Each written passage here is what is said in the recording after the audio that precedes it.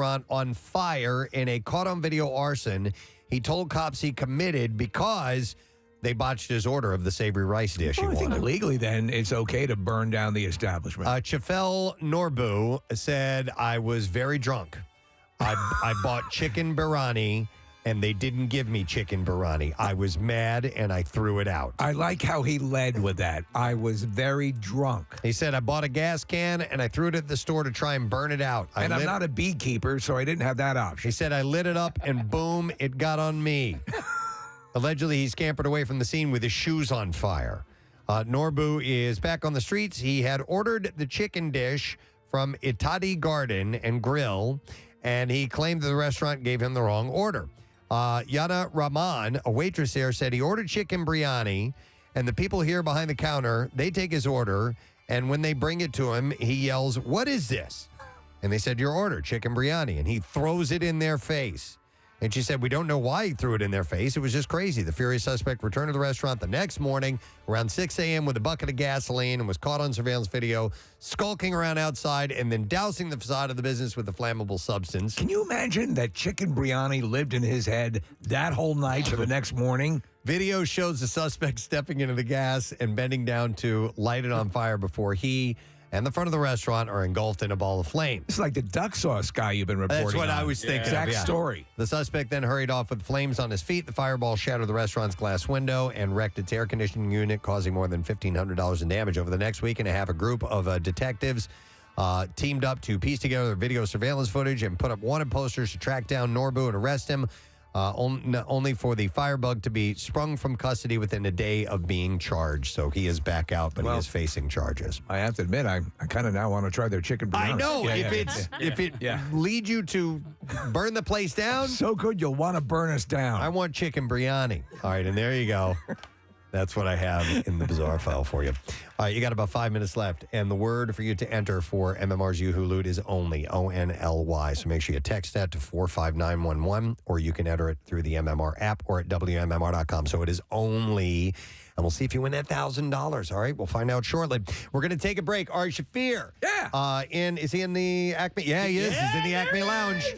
We haven't had him here in a while. We're looking forward to talking to him. He's going to be performing at Helium Comedy Club. Hang out. We'll be back in just a moment with him. Preston and Steve on 93.3 WMMR. Even though there's more texture to it, Okay. And that helps out. I think. Okay. All right. Let's go to Nick Elmy next. I'm actually going to agree with that. Like, Wow. It has a very rice and beans kind of flavor to it. Okay.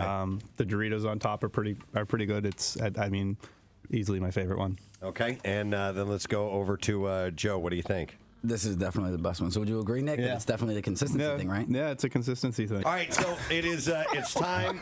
It's officially time to find out who our Iron Cheat Sheet champion of 2017, because we have to do this every year now. I think so. No, we gotta wait for some next people to get out of prison. Let's go voting one at a time. We have Mike who went first, Chris was second, and then Tim was third. Let's start with Nick Elmy. Nick? Yeah, I think Tim looks the most dangerous, so he wins. All right. So we have one vote for Tim. Let's go to Michael Klein. I'll go with Tim also. And is it going to be a clean sweep, Joe? It is. Tim!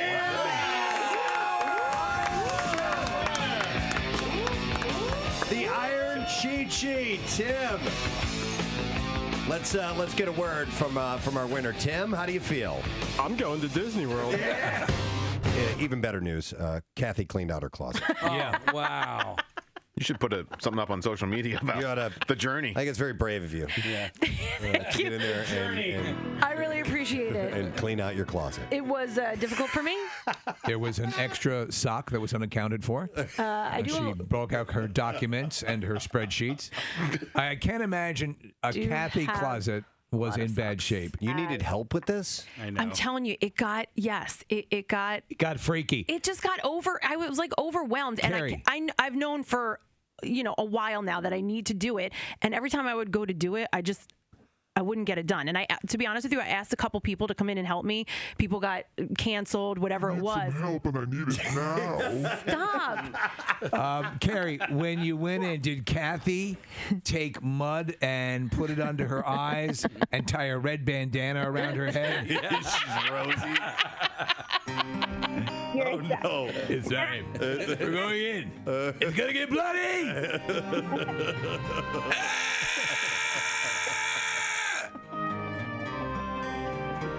Oh Carrie, my God. these are the people I work with. Wait a second. This still has a tag on it. I never wore it. Doesn't this go on your legs? Yeah. It's good on my legs. I haven't shaved my legs. Sorry, Carrie. Great to work with. Yeah. She was an ideal client. I was asking her the questions. Kathy, do you really need 25 black, tank tops? No, you don't. When was the last time you wore this outfit? Do you want to wear this outfit again? Tell them about my sock situation. Exactly. Kathy probably had enough socks for probably about, Coming back, being called sock wearers. People spit on, hey, where's your socks? You should donate your socks to Carrie, high how school much kids. did you sell Kathy's throwaway underwear for? I was actually thinking of that. Listen, I had bags of throw it out, bags of consign, bags of donate. I mean, there was a ton of So you had stuff. plans for these. But do you have family members that you'll let do a once-over? Yeah, like I separated it. Yeah. I organized the... So you know who would yeah, like I just maybe like something? Right, exactly. A couple, and like nicer things. I'm not going to take my junk and try to pawn it off on somebody. Like, you know what I'm saying? There's stuff that I threw out that I'm not, have stains on it, rips in it, like whatever it is. This one has skid marks. Listen, You know that didn't happen in any of my items. There's some pretty severe stuff. This one looks like an Ohio road map. I kid you not. If you brought in old throwaway panties, we could give them away. We could I'm not absolutely giving away my underwear. We could auction them off for charity. Absolutely. Or like when's your underwear going for? we could even do like a buck a sniff or something like that. Does it smell like cod or salmon? You could do a kissing booth with your panties. Yeah. I did throw away a lot of underwear. Yeah. Did you? Mm-hmm. Did you guys read the sex issue of Philly Mag that came out last month? It was, no. There was it was an interesting read, but there was a woman who is now an escort, and the way that she got her start was by selling her panties online. There you go. Yeah. There are, and we have not made this up. In Japan, there are vending machines that sell used, worn, they claim, worn panties. Mm-hmm. And it's a vending, because you're on the go, right? Your perversion doesn't stop, for anyone. You got to get to work. Yeah. Yeah. I'm just going to grab a cup of coffee and a quick sniff, and I'll be in by 10. Yeah, that was our meetings at 10. Great. I have time for coffee, a bagel, and a quick sniff. Quick. I'll see you in 10 minutes, Yakamoto. Yeah, I'm gonna have some coffee, put a woman's panties on my head, and then I'll be in. On my way. Yeah. Gonna sniff the microfibers out of that sucker. I should see you by 11. Is that a conference call? Good, then I can keep the panties on my head. Right, exactly. All right, and then finally, Tom Hiddleston does not want to talk about that time he wore that I Love TS t-shirt. So stop about it. Shut up, you whore! Jesus. We have audio of him on the Today Show. Shut up! Shut up! Stinking whore. God damn it! All right. Shut up! Whoa. All right. So No, he was Savannah Guthrie asked. I think he does. He toes the line, and he is able to deflect these things, and he's a very nice guy and wants to talk about the industry and all that stuff, but he's trying to keep his private life private. I have a different anecdote, but let's listen to this. Okay. This. Shut up! Here it is. I read a GQ profile of you, and don't kill me for asking, but of course it was asked about your relationship with Taylor Swift. And I thought when I read it, I thought you gave really thoughtful answers, and I wondered, what it was like to kind of go through all that and to be in the public eye in that way. It must have been kind of... It's already in the public eye. All right, anyway. Yeah, I know. It's a stupid question. Disconcerting. Well, it's, I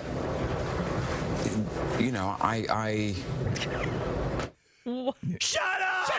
What the hell? I'm gonna hit you! Make a clear distinction between my work, which I absolutely dedicate myself to, which is for the public. I really believe in that relationship between an actor and the audience. There is no, you can't call yourself an actor without the audience. And my private life is private. Yeah. Makes sense. Yeah. Listen, there's enough to talk to this guy about outside of his 10-minute fling with Taylor Swift, which has been over for a long time now. He's got a major movie coming out. Yeah. I tell you what, though, I could see him definitely as James Bond if Daniel Craig, who I think is phenomenal, steps away from it. He could definitely do it. I think he'd be great. So anyway, in this other interview, the Telegraph reporter asked him if he regretted the relationship and the publicity and all that stuff. What I will regret is in about a minute when I fart into your mouth, which I'm going to do. I'll regret it for the briefest period of time, and then I'll smile because I've known I've shut you up by floating a fecal cloud down that gob of yours after asking such a ridiculous question. According to the reporter, Hiddleston responded testily, asking him, "What should I regret in your mind? I would rather not talk about this if that's all right." Yeah.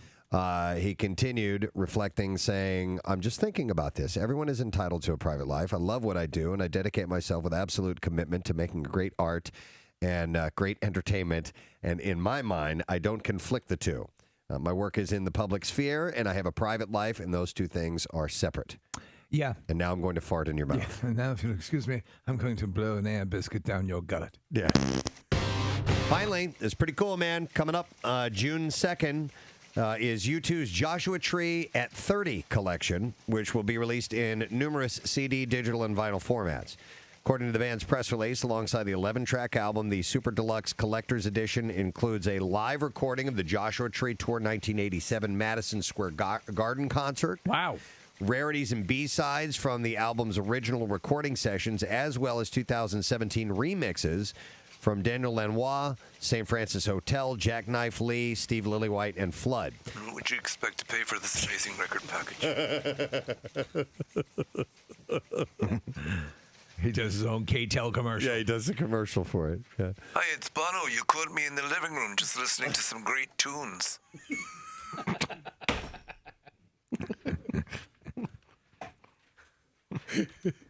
He's just there with the. Is that clearly not his paneling on the walls? Clearly not his living room. You know. Is that the Joshua Tree? Well, yes, it is. Well, now you can own the Joshua. Yeah, turn it up. Turn it up. Now you can own it in your very own home. So the package will also include an 84-page hardback book of unseen personal photography shot by The Edge during the original Mojave Desert photo session in 1986. Even the commercial, The Edge should be in the kitchen. Right, yeah. And he's making lunch. Are you telling the people about the collection? Yes, I am. And look at this incredible coffee table book. Lots of pictures out of focus. The Edge commented in his introduction to the newly published book of photos, saying, when I see the people we were back then, I see a bunch of pilgrims on a journey towards some kind of creative home. Yeah. And I think that really does capture the spirit of the band at that time. I think that's my favorite look of the band, the Joshua Tree period. I agree. Yeah. They had a cool appearance about them. I think the album is a masterpiece. I think it's exciting that they're going to play it and they're going to be in Philadelphia. Did you get to hear Pierre yesterday? No, but I heard Jackson yesterday, who didn't even know that they were going to be playing the Joshua Tree while they're coming to town. But no, I know that Pierre tracked side one vinyl of Joshua Tree, and I missed it, and I wish I would have heard it. I don't know if it was special vinyl that he had, but I went to this studio when he was getting ready for the Workforce Blacks yesterday, and he had that vinyl out, and it seemed heavier to me for some reason. I'm not sure. Apparently it makes a difference in the world of phonographs. That is what I have in music news for you. Hope you enjoyed that little treat for you this morning. Oh, Marissa has it. Little Nid. Hold on. There we go. Oh, that's the very one, the very album in question?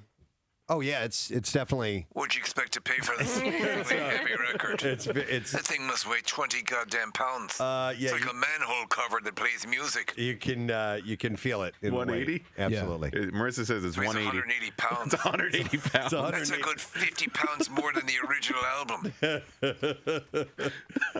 180 grams. We've just I suppose. we remastered the Joshua Tree on Captain America's shield. Yeah. It's vibranium. Vibranium. You can listen. This is one record you can listen to in a moving truck. Right. Okay. It absorbs all the vibrations. Yeah. All right. So they're coming out with a special edition. I love that album. I love the album artwork. Yep. It's fantastic. Nick might be going to Joshua Tree. Yes, We're about that, right? talking about a trip out to Los Angeles, and it is now my goal in life to get to all of the national parks in this country. So there are two relatively close to L.A. One is called Channel Islands, out in the ocean in the Pacific, and then the other one, which is a little more accessible, is Joshua Tree. Nick, why didn't you ask Steve if he's been to the Joshua Tree? Hey, Steve, have you been? Comedy Club tonight, tomorrow, and Saturday. Please welcome back to Philadelphia, Ari Shafir. Thanks, guys. Yeah, how you doing, man? I'm doing great. Excellent. Good to see you. Just got arrested. What? You did? Yeah, it was hot. I just didn't know what to do, so I just took off all my clothes and I jumped into this freezer. Yeah. These narcs, this totalitarian regime we're in right now is like, you can't do that in America anymore. What kind of Jesus? Well, you created the series. This is not happening. And so and it's a great series, and you were great hosting it, and full of stories that a lot of them involved some sort of substance that somebody took. Yeah. That story, there had to be more than just pot. That had to be, right? Yeah. Remember when you were little and people blame stuff on pot, and then you're like, yeah, makes sense. And then you got older, you're like, oh, they're hiding something. Yeah. That's not pot. I'm an adult now. You can always what's the additional ingredient in this configuration? Yeah, what was that guy on? Was that some sort of method? You gotta all right, so there was something that when somebody's father joined the army, or joined the military, that was a thing. He was in jail. And so when you would hear that story, he's off serving in the army. He's off serving in the army. Yeah. He's off in the army. Won't be back for a few years. Yeah. About 3 to 5 years served. Oh, so he's going to re-up? Oh, yeah, he plans on re-up. Well, if he has good behavior, he'll re-up.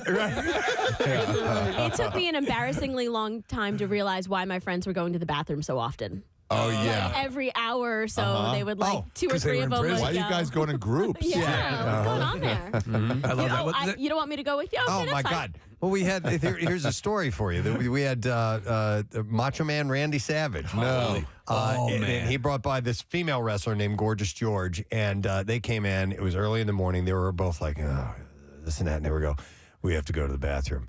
And we had this, we had to go to the bathroom. One single bathroom, one toilet in the bathroom. It was one of those. They both go in, they come out, and they're like, let's get this interview on.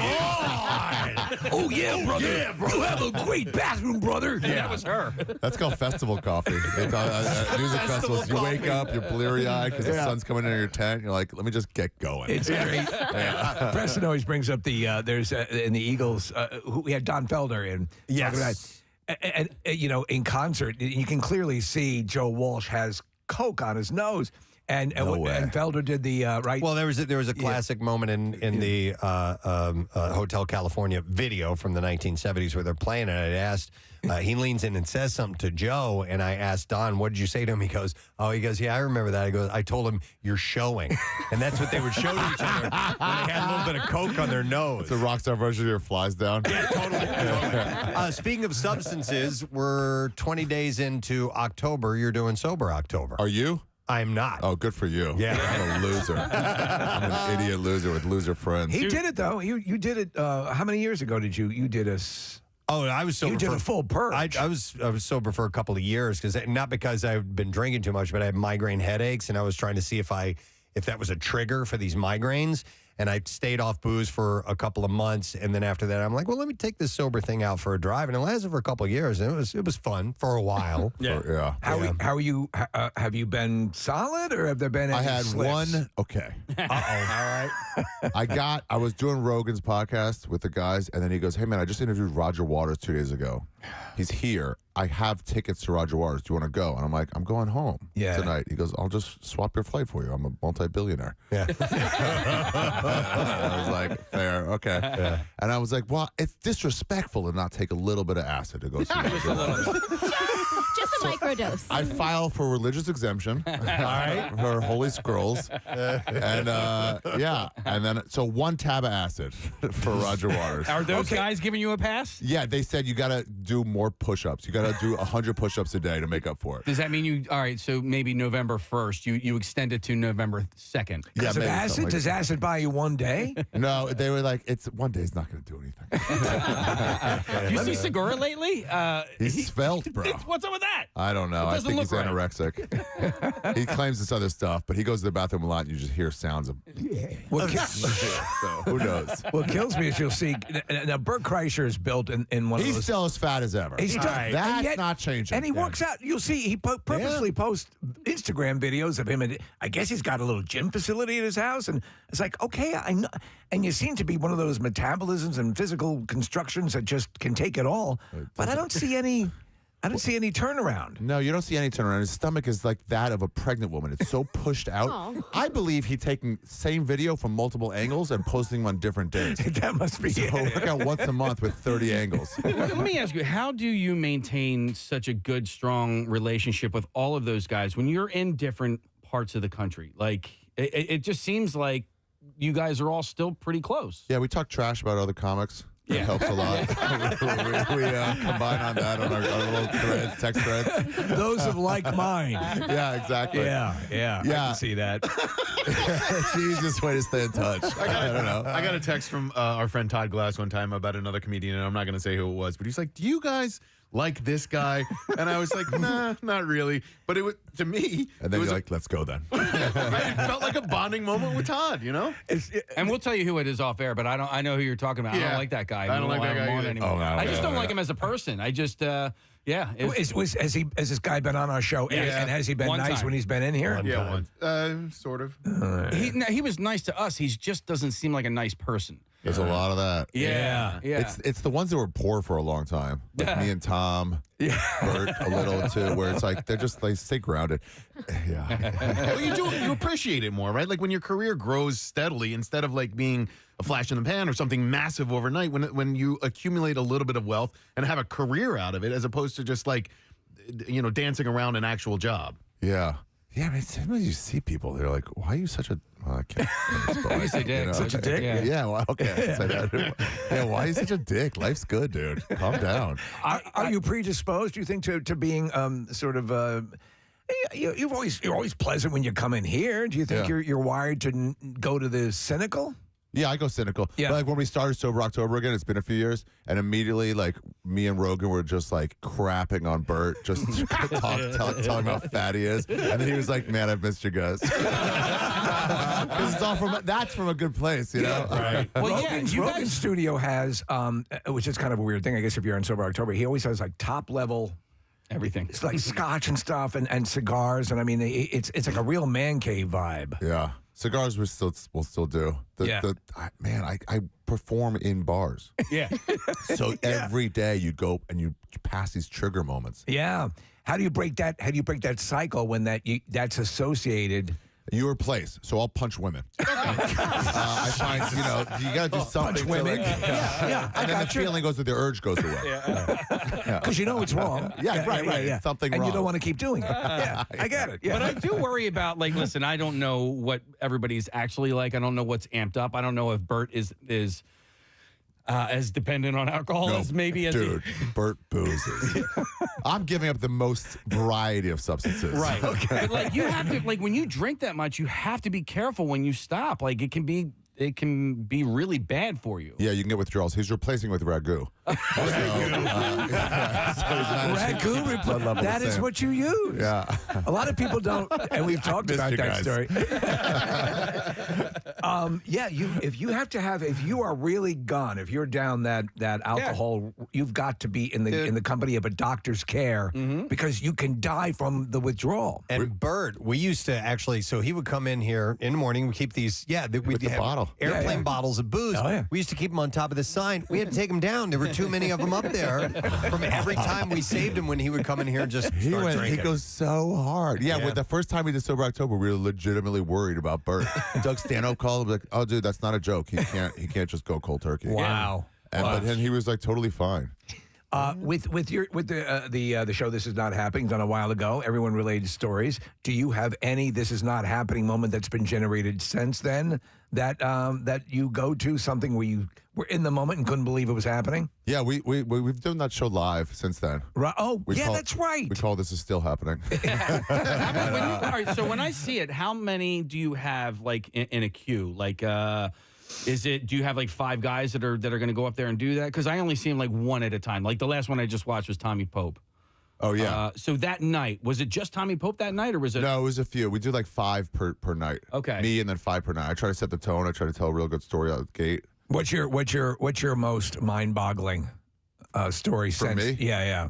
I was on a like a long distance overnight bus in Vietnam, and I was talking to some dude through Google Translate, and they're just amazed by white people out there. Oh yeah, they always want to take a picture of you and just like, what's a white doing here? It's so crazy. And then I went to there's this back row that you can like sleep on because the seats are made for like 5'2" people. Right. So I was and this you're back not. row, and they're like, don't go back there. But I was like, I'm tired. I'm going back there. I went back there, heavy gas fumes. So for sure, that's why you're not allowed to go there. So this guy I was talking to, he starts looking for me. And I'm like, hey, I'm here. I'm safe. Yeah. Don't worry about it. Then he just comes back and he lays down like next to me. And I'm like, all right, weird. But I'm like, fine. I slid over. And then he just started trying to grab your junk? Yeah, just really? started trying to like work it. In Vietnam? Yeah, and I was like, what? No way. I don't know what signals I was giving off. It had to be something. Some cultural, I don't know. And then I'm like, how do you say no on Google Translate? It was probably just the seat that you chose. Maybe that was Like, a hookup seat. Yeah. I learned recently that there's this park in Delaware that if you go and you back your car in, That's the a sign. Oh. Yes. Wow. And you don't know these signals. Exactly. I didn't even know like the classic. It was a couple of years ago that we got turned on to the supermarket thing with the Upside down pineapple. upside down pineapple. You Yeah, know that, yeah, right? yeah. It's a swinger thing, That's right? a swinger thing. Yeah. But wait a second, I back my car into every spot. Like And your You'll ass get it is one day, killing dude. Yeah. You're a backer inner? I'm a backer inner. Yeah, only if I'm pulling if it's a parking lot. I hate that. Well, listen, I do it. God bless you, but I'm like, I see too many people take 15 attempts at backing into a. Well, Yeah, you I'm gotta be really good at good it. at it. Yeah. I'm really good at it. But B, I don't do it if there's other cars. If I'm going to hold anybody up, Yeah. I only do it if I'm not going to hold Everyone anybody should do up. it the way you do it. Then. Yeah. But so anyway, you Google Translate this guy. Yeah, I'm like, no. And then he was like, okay, we both laid there for like a minute, just feeling uncomfortable. And then he went back to his seat. And then I'm like, my stuff's up there. Maybe he's going to steal my stuff. And then I had to be like, gays aren't thieves. That's a different stereotype. Oh, he had second thoughts. Yeah. And then he was gone. I fell asleep finally, and he was gone when I got to whatever small town I was. So you were going to. performing, we assume, right? No, I was just there. Just touring. Getting lost. Well, I was just trying to get lost, get off the grid. Yeah. Do you wish maybe that just for the story you would have followed through on it? I want to know what he was thinking. I have thought about it since then, to be honest. It's a decent question. I think, like, he probably he was from a small town. He probably talked to his friends, Right. and he's like, I think I've heard in America some of these dicks are like 6 inches, and they were like, no way, they can't come that big. And then he was like, when he saw a white guy, he was like, I gotta see for myself. Oh my God. By the way, you can call a guy a dick. Damn it! I saw the reaction. I'm sorry, guys. I'm sorry. It's not your fault. No, it's a weird, such a It's weird so gray area. it's so stupid Makes no that sense. we get confused. I have 2 drops that I can play only the first 6 or 7, 4 seconds of them. Yeah. And it's funny how stuff has fallen in and out of usability, but that's you don't have to. My worry about bad. it. Yeah, No, it's all good. Yeah. I got to tell you, I was excited that you were coming into the studio today. It's been a little while since we've had you. Yeah. I'm a big fan of yours. Pre-panty. Yeah. Panty. Oh, I'm taking that pre-panty. Yeah. It's a different time. I actually ran into my friend at Roger Waters, this guy Duncan Trussell, this comic, and hadn't seen him since before. And I was like, hey, when's the last time I saw you? Was it before? And he was like, yeah. We're both on acid. We're both just start crying and hugging each other. Well, we were talking in the Acme Lounge about that. You know that it's such a difference just to shake someo's hand and just to look them in the eyes. But I mean, you with the podcast and everything, you don't seem to have any real downtime to go traipsing around Vietnam these days, right? I mean, you gotta take time off. How long did you go? Are you a walkabout kind of guy? Yeah. Are you a go find yourself? What I did is I went to Southeast Asia. I ordered an Uber. Then I threw my phone in the drawer and closed it, and then I just left. I locked myself out of all my emails and social media. That's awesome. That's very adventurous. Yeah, gave the password to a friend. I'm like, don't give it back to me.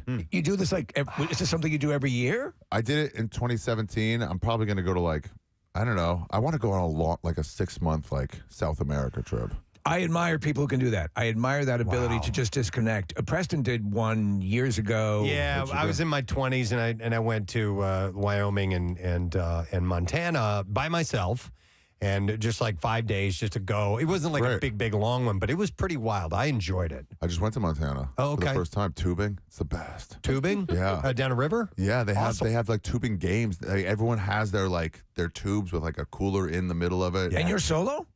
No, this one I went with friends. Okay, yeah. My friend's sister lives out there. Right. What are the games that you do It's while just you're tubing? I just mean their style. Yeah. They all have it's just great. You take 15-minute drive up the road. That's and then cool. a 3-hour trip down the lazy river. Ari, I love to travel, and I love when you're in places where there is no cell reception, where you're forced out of it, and so because we're also reliant and addicted and whatever. But to take a trip without one entirely is a little more adventurous than I think that I'd be prepared to go. But I am impressed that you can. You do get it. used to it. I was I got a few. I was gonna go Southeast Asia, so I was let me get the passport, the visas that I need ahead of time. Thailand, you can get at the border.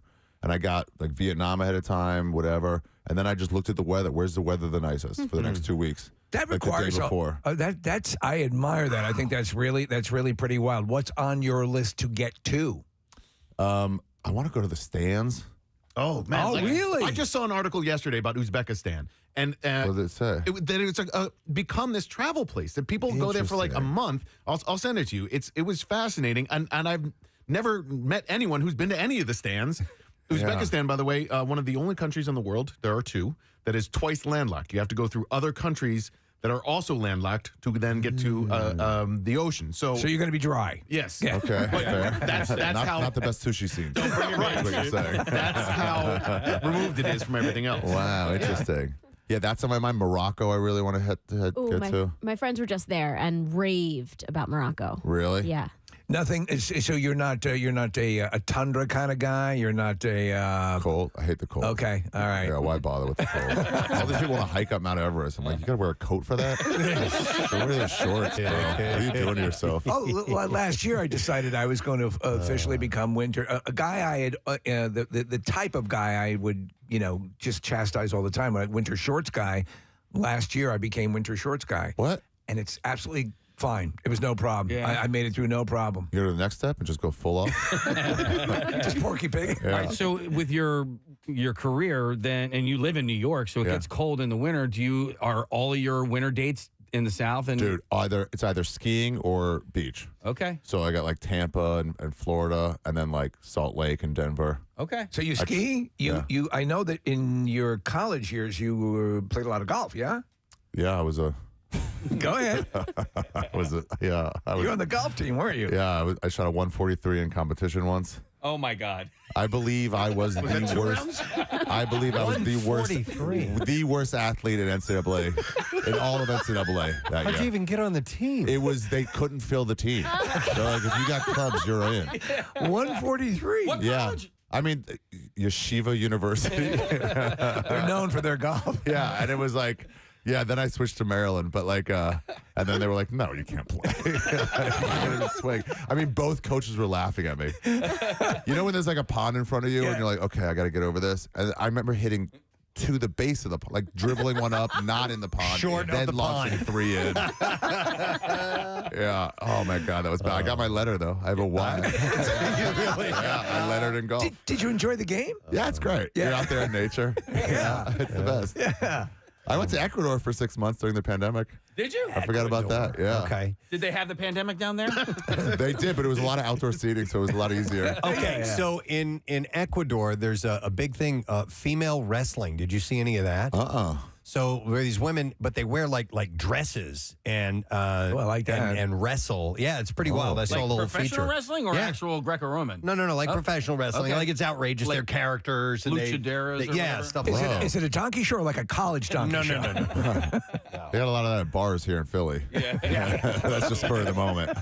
We had a friend of ours who's Ecuadorian had a friend of ours is Ecuadorian and had a wedding, and we went to it, and we were curious about the food, and apparently like rodents are served. Is that right? Dude, Yeah, yeah. like I had guinea it pig a is bunch of big, times. yeah. It's so good. Guinea pig. Really? Oh, yeah. Okay. It's so good. They also have these like beetle larvae in the Amazon. Not as good. I tried it a couple times. Yeah. Fine, but not as good. But those guinea pig are so good. It's like duck. It's so good. I know it seems gross. And they had to leave the head on. And Yes. the head is smiling. Yeah. It's all flayed out. Yeah. Smiling at me. Yeah. It's almost telling you, like, I died for you. Go for it. Don't feel bad.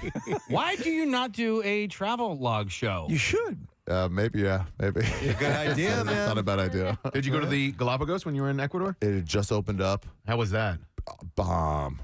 It was so good. And My then we're wife like, had been and said it's. I mean, that's you're talking Darwin. You're talking you're talking all of this just amazing nature. And she said there's no place like it she's ever been to. we went. There was this like in one of the islands. There was this like little lagoon area, like so you go snorkeling in the morning.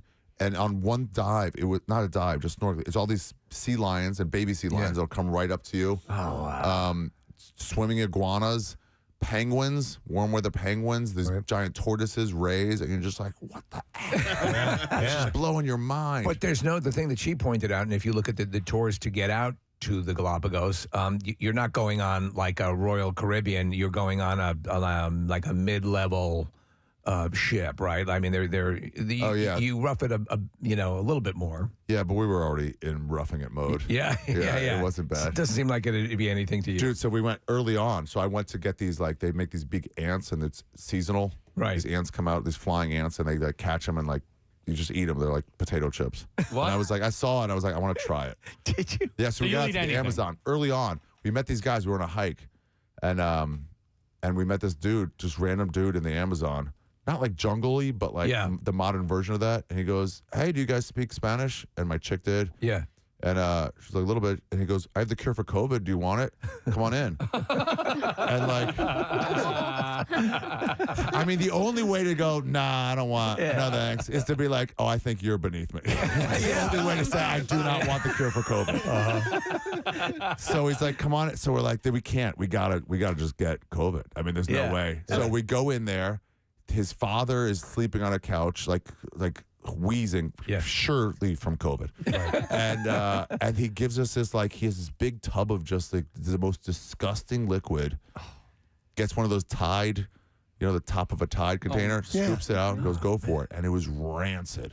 What was it comprised of? Like a bunch of husks of roots and whatever.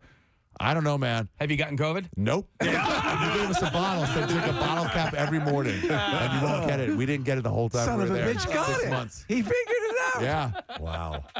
You know what I don't happened? know. Pfizer and Moderna keep them there because right. they don't want that getting out.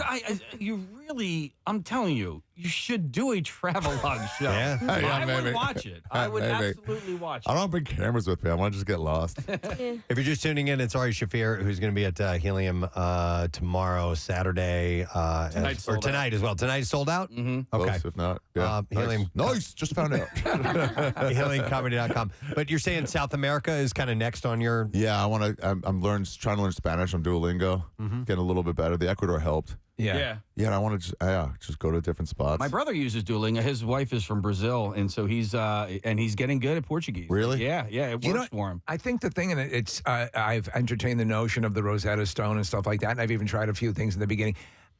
By my line of thinking, at least the way my mind works, if I'm not completely immersed in it, I will not retain it. Yeah, it's like a slight. You learn a few words, but until you put it into play. Yeah. Luckily, though, there's kitchen staffs everywhere.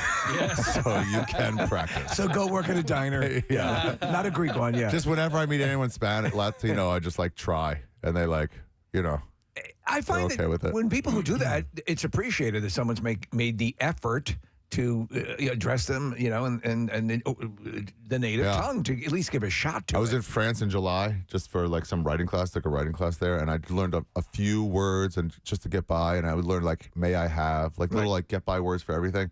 And some guy I met was like, he knew French like really well. He goes, oh, when you're saying may I have like some water, you're saying a very formal version of it. And you should say it this way. I'm like, dude, I already got it. I'm not, if they understand me, I'm fine. Yeah. What was this writing class all about? Creative writing class. My friend is a travel writer. He's been trying to get me to take the class for like years. Rolf Potts. And I was finally like, I just did a special. So I was like, I got nothing going on. It'll be Are on you a few weeks. smart? What? I'm not that smart. I just Okay. like, I'm smart enough to not like, we got one life, man. You got to get out there. No, you're right. Enjoy yourself. My dad's 94, and so I've in the past number of years, I've sort of, because of the job and everything, I tend to be more of a homebody because I'm going out more for work-related things. But my dad, again, he recorded his basically a history of his life into it, which it's the greatest gift he could give to his sons. But the thing he keeps stressing is travel. Even if you're not necessarily a fan of it initially, see what's out there. That's the biggest joy of his life. He fought in World War II. Wow. So he's been and done and seen a lot. But the travel is, he says, that's what makes life worth living. You learn about other cultures, and then you also learn to appreciate your own culture. Right. Like when I got back from Southeast Asia, I went straight to my parents' house, surprised them. And then I remember taking a dump and just going, oh, the toilet paper in America is heavenly. And now it's like you just appreciate it. It's like wiping with a cloud. Well, taking a look at different cultures and things that are weird to us about other cultures is really interesting. But you have to use a perspective that the stuff that we do is outrageous to them too. Right. You know, it may be simple things that we take for granted. You know. Yeah, our pizza game. I was talking to a guy in Myanmar. We're on a hike. And we're trying to explain to him pizza. They don't have cheese. Right. So it's like, how do you explain pizza? And we're like, dude, we got to take you for some pizza. Yeah. We got to find out how to make it and make you some. It's wild. It'll blow your mind. Well, it seems your palate, you're pretty adventurous when it comes to eating. If you drank that goo in the... Yeah. I'll try everything. Has that ever resulted in a bad viral situation or a... Yeah, for sure. In Myanmar, I remember huddled over, like shivering with the worst, like food poisoning. I remember pooping and barfing back and forth, and they have these squat toilets. Yes. Oh, no. So you got to like poop onto the floor, and you're standing where other people have peed. Sorry if I'm borderline here. No, you're fine. You're fine. And it's just like back and forth, and you have to take the medication to like stop it, but like I gotta not throw this up. Yeah. So you gotta like time it for right after a barf. To get it down there so you don't barf it back up. Oh no, Jesus. Now speaking of medications and so on, because I've known some people who have traveled to India for work and so on. You got to get like all kinds of inoculations and stuff, and so. You have to. Do you do that or do you? Yeah. lie about I go ahead of time. I saw the look when on you're your hanging face. out in hostel with people who like don't, and like with kids like 18 who just don't, just risk malaria and stuff. My buddy went to India with his now wife. He was going to propose. Yeah. Ryan O'Neal is comic, but he was like, day one, you realize you're going to get aggressive diarrhea. That's just not the most romantic You kind of way to propose. You build it into the planning of the trip. Yeah. Well, checking the toilet as a surprise for you. Just swallow There's a ring in for it. the moment. Great idea. Of the 52 weeks, how much traveling do you do outside of like your touring? Yeah, you got to split it. It's hard to find time for it all. So I try to do it like after I've taped a special. Okay. When I'm like, I got to build up a new hour. Speaking of which, you have one coming out soon, right? November 2nd. Okay. It's called Jew. What's it about? It's about Jews. It's about Jews. It'll be on YouTube. Everybody check it out. A That's new very place cool. to put specials. So you're doing, and so many of the comedians, and friends of the show are taking that route, taking complete ownership of the release and everything. And for the most part, it seems to be working out for them. It's working out for everybody. Yeah. I didn't even I went to Netflix for my last one. This time I didn't even offer it to them. Right. It's just like Were they like, hey? stuff changes. Yeah. Do you know what's funny is it's so YouTube and I was looking at the breakdown of and some of the social medias, TikTok and so on and so forth, and how many hits have to be reached to get a certain amount of money, and it's crazy. The one that it seems to be the staggeringly lucrative, depending on the certain situation that you might be in, is OnlyFans. Oh yeah. Like there are people who like hit it. obviously they had hoped it would be, hey, I want to show you my etchings and my, but it's a lot of it that the money's being made on the porn side. Yeah, our boobs are not good enough to. You got a chance. But ours are not great enough to get a lot of money coming in. It's a good bra. So that's it. No, wasn't Jay was on OnlyFans when it first started? When it first Big started, yeah, Jay. they were going broad. Yeah. Dude, so But he has boobs. He does. He does. You're Also right. bigger than mine. So one of the times he came here, as a pre-panty, he texted me. He goes, "Yo, I'm here," right? And I jokingly go, "Yeah, yo."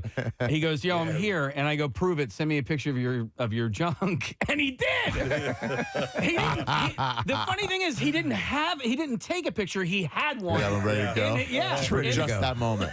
Jay's a planner. He just got a dog. He named it Dawkins. Yeah, he's a Philly boy. Yeah, he is. That's hilarious. Hey, I wanted Ari and I off air before we started. He saw my shirt and it says Fishtown Pickle Project. And he goes, "Oh, I'm staying in Fishtown for the first time." And I asked him if he liked pickles, and you said you love pickles. Yeah. Would you like to try one of my pickles? Of course I would. This is my batch. You made them? What? I contributed to the recipe. Now he was talking these up, and I'm a pickle fan as well. And he was talking about it. He's saying this is the best pickle you will ever have in your life. I think it is. He brought it in, and I have to say, Ari, it's the best pickle. What I've do ever had in my life. you like, Preston? What's your pickle style? I like sour. I like everything. I like bread and butter, sour, sweet, dill pickle, straight up. Some with a little bit of a kick to it. This has hints of garlic and pepper.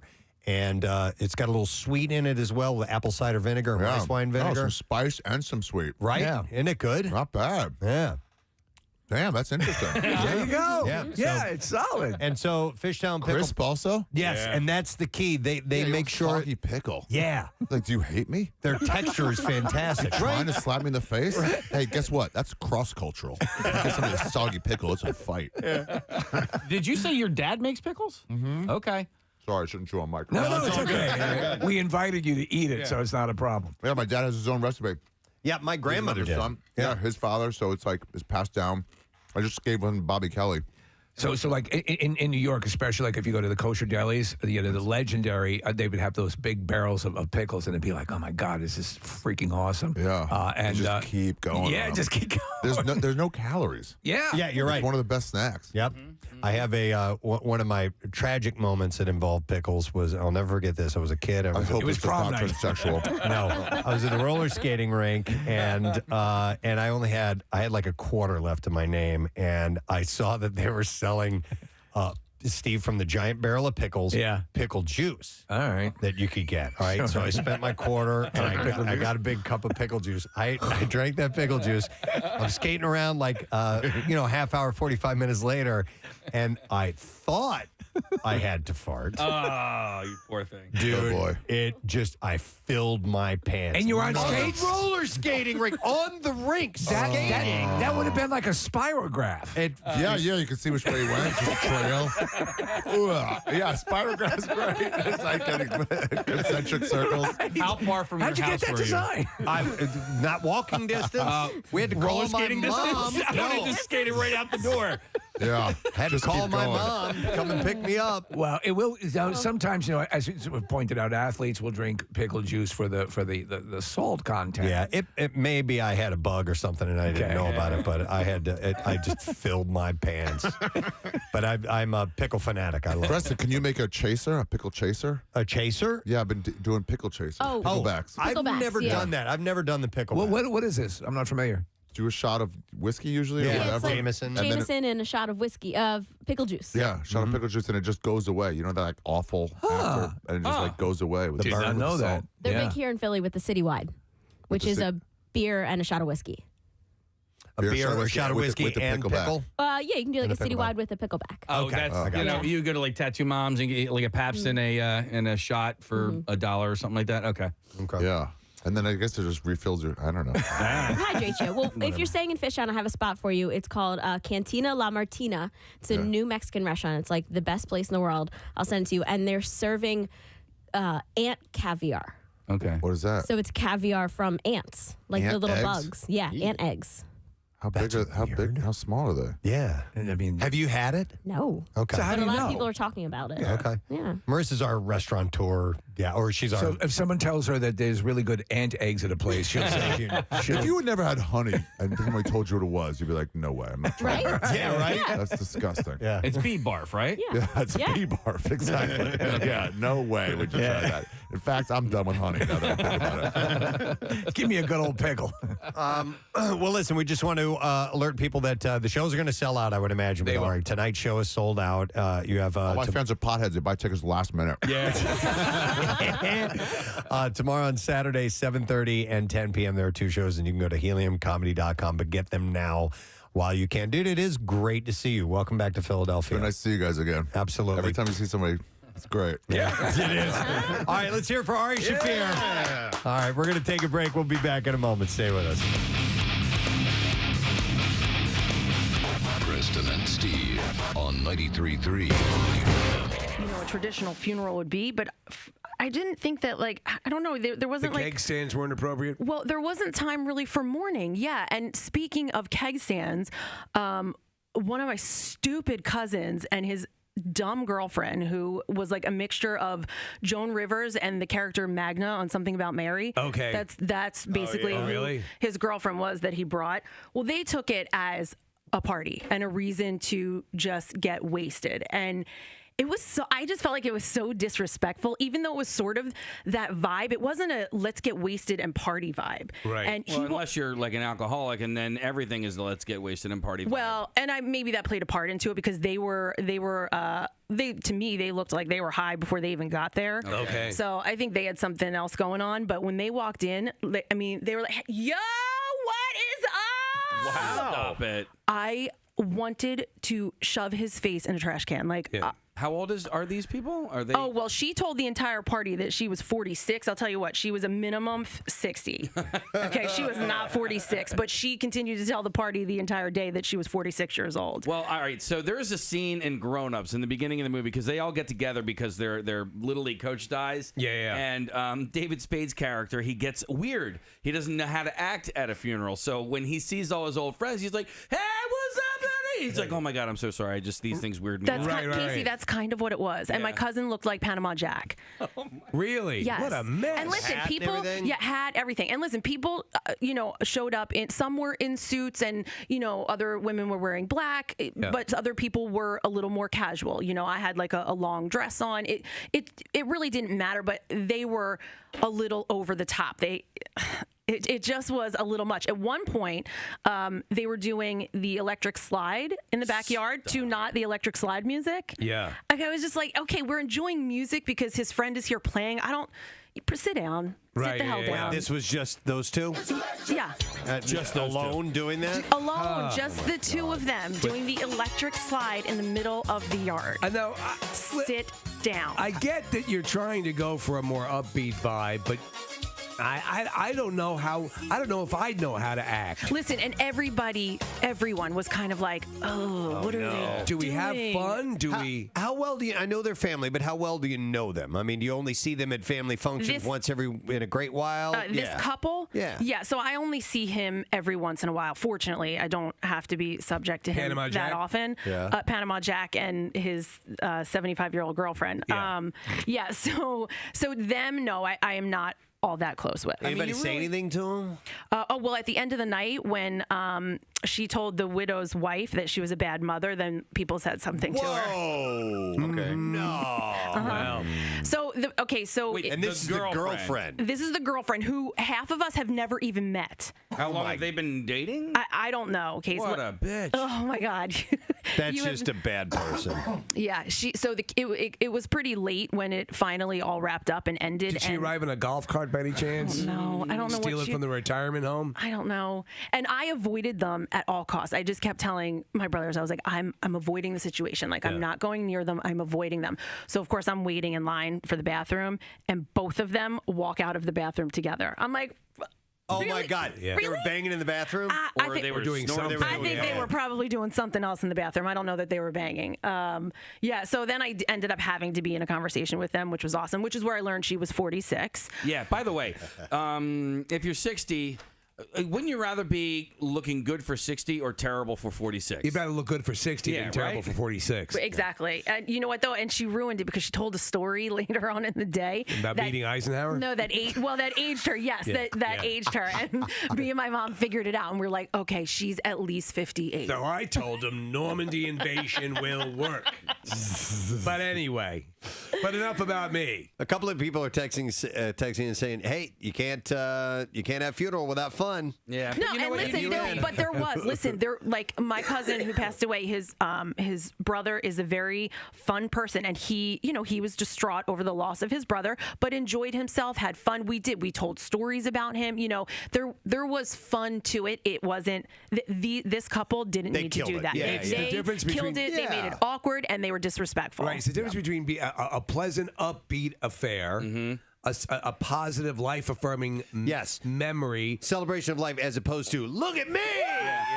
You honestly, you really you need to take the lead from those closest to the deceased, right? So those most affected by the deceased death, whether a husband, wife, kids, brother, sister, whatever, you take the lead from them. If they seem to be having a good time and upbeat and all that sort of stuff, then you take that lead, right? If they're not, then you need to kind of be at their level or lower. Yeah. But your cousin's just an a-hole. I mean, that's all there is to it. Was the family all talking about it? Yes, of course. Yes. Yeah. Well, that's the risk you run with something like that, is that people, but again, someone who has even the most basic social skills would know how far to push it. You should not be doing the electric slide. Yeah. At a funeral. And so, even though it's a completely different occasion, they would be the a-holes at the wedding, too, probably. Yeah, right? I'm sure. They clearly had some issues that need to be worked out. So I'm sure that was the main reason for them. But This is the way we did it at Gatsby's house. Yeah. Yeah, I did. I just wasn't into it. Yeah. What's that? I can't wait to see Ham-Ass 2, Casey's Revenge. Ham-Ass 2. Some people, when was Ham-Ass 1? Yeah, maybe the first. A lot of people were calling for now my involvement with the Greater Philadelphia Film Office, Miney and the Effed Up Horse. Miney and the Effed Up Horse gets made finally. Finally. There's that one, and what was the other movie? What was the other one that Isn't there another we kept one? referencing? Oh, yeah. Stinky and... Stinky goes to college? Does it Stinky go to college? No. Money in the Effed Up Horse. Maybe it's Stinky. I think it's Stinky goes to college. Stinky goes to college? Okay. Stinky goes to college. There's a couple of other There was a script floating around for one of them. For Miney and the Effed Up Horse. Yeah. Well, there was a cast listing for that. That's what it was. Yeah. It was a movie that we would have loved to have had made. I think it was the time that Barbaro got sick. Right. Yeah. Yeah. Miney and Miney, wasn't that when the miners in Pennsylvania were stuck underground? Sure. Yeah. So it's a powerful story. Miney. It's like that Antonio Banderas movie meets Seabiscuit. An author, his name is Yuval Harari, argues in his book, which is called Sapiens, A Brief History of Humankind, that gossip is the foundation of our species' survival. Gossiping or sharing social knowledge involves retrieving previously acquired information about an individual from our vast social network, a process that's more complicated than this sounds. So how far does it go back? It goes all the way back, I guess. Guess who put finger in Stegosaurus? Oh, my God. Are you effing kidding me, Og? Saw it with own eyes. Put finger right in Stegosaurus. Then sniffed it. Get out. Saw it with own eyes. With own eyes.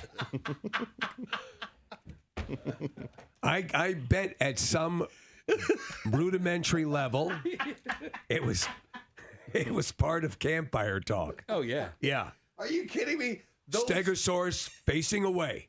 Og walk up, finger go in. I saw it.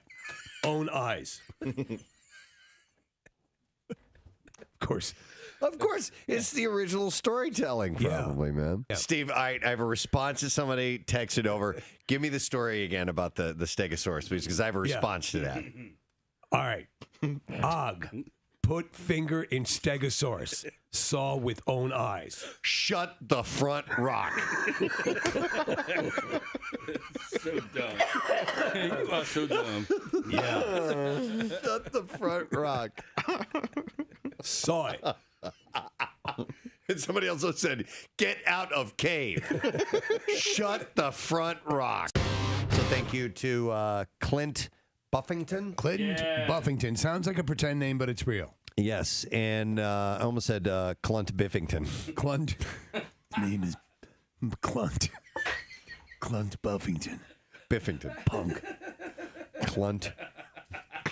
Biffington. Because it's Clint Buffington. Clunt Biffington. There you go. What's your name, stranger? Biffington. Clunt. Biffington. Did you say Clunt? Clunt? That's not a name I've ever heard. Many Indians in this area have all sorts of exotic names, but Clunt's not one that I've heard. Oh my Clunt. Well, you heard it now. So he is he's the guy that finds the messages in bottles, and he actually tracked down the one that was dropped off of the cruise ship. Guy who was on a Carnival cruise ship. He's from Philadelphia and had been floating out there for years, and he found it and got back to him. So that was cool. cramp-diffled. Cramp-diffled.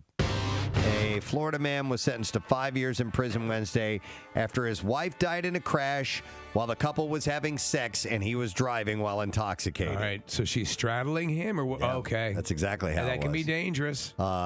Matthew Notebart and his wife had just left a country music concert. The pair was having sex when Notebart drove into a canal. Wow. The crash left his wife, Amanda, dead at the... And Matthew severely injured at the hospital. Deputies confirmed that he was indeed under the influence.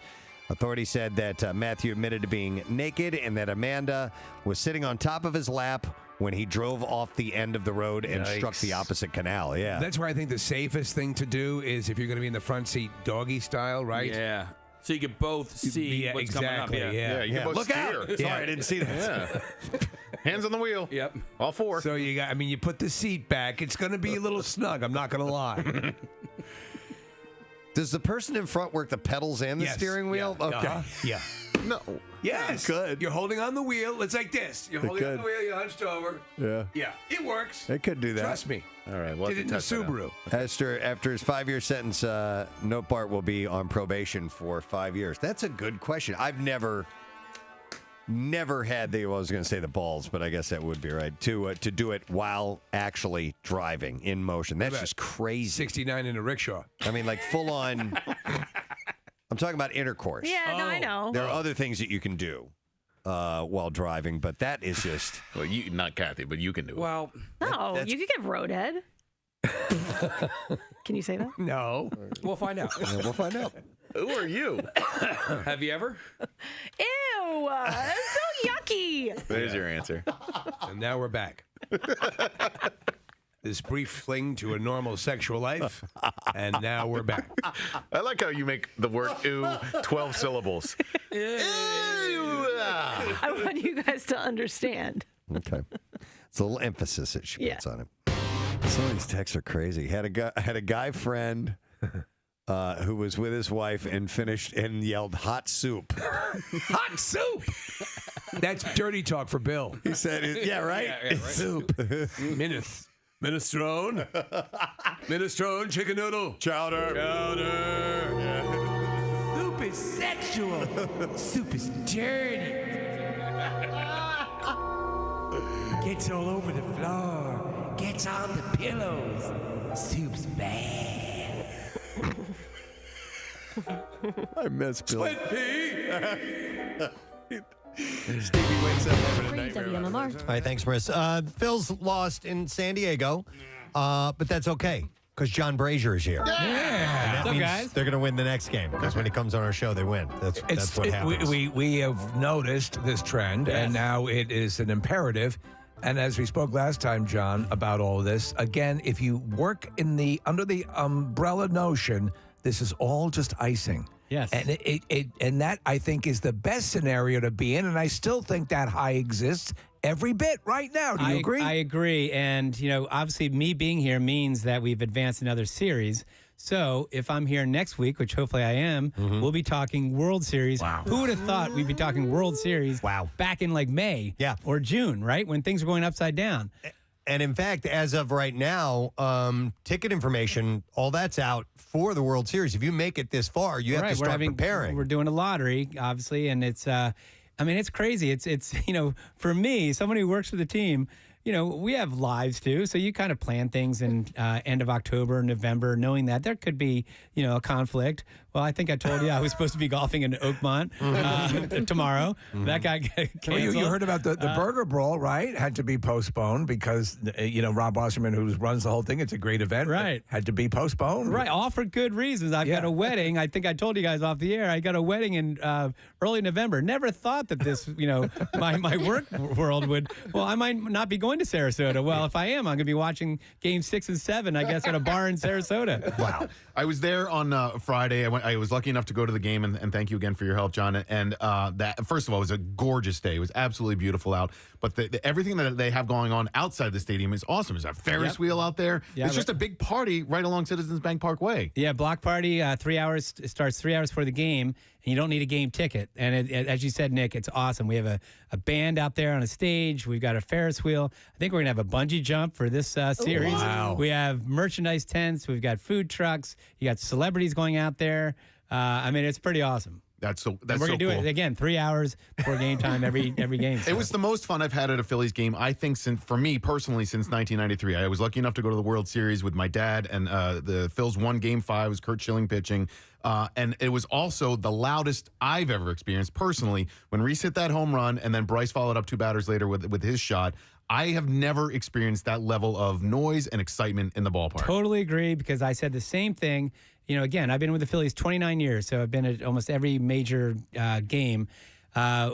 When Shane Victorino hit the grand slam, I didn't think he'd get louder. Yeah. Right? When Brad Lidge struck out Eric Hinsky to win the World Series, didn't think it'd get louder. When Jimmy Rollins hit the walk-off double, didn't think it'd get louder. When Rhys Hoskins hit that ball, I think what happened was, we are coming home. We haven't had a playoff game in 11 years, right? So the crowd was just itching to explode. All of a sudden, Stott hits that double, and giving the fans reason to, all of a sudden, it got loud.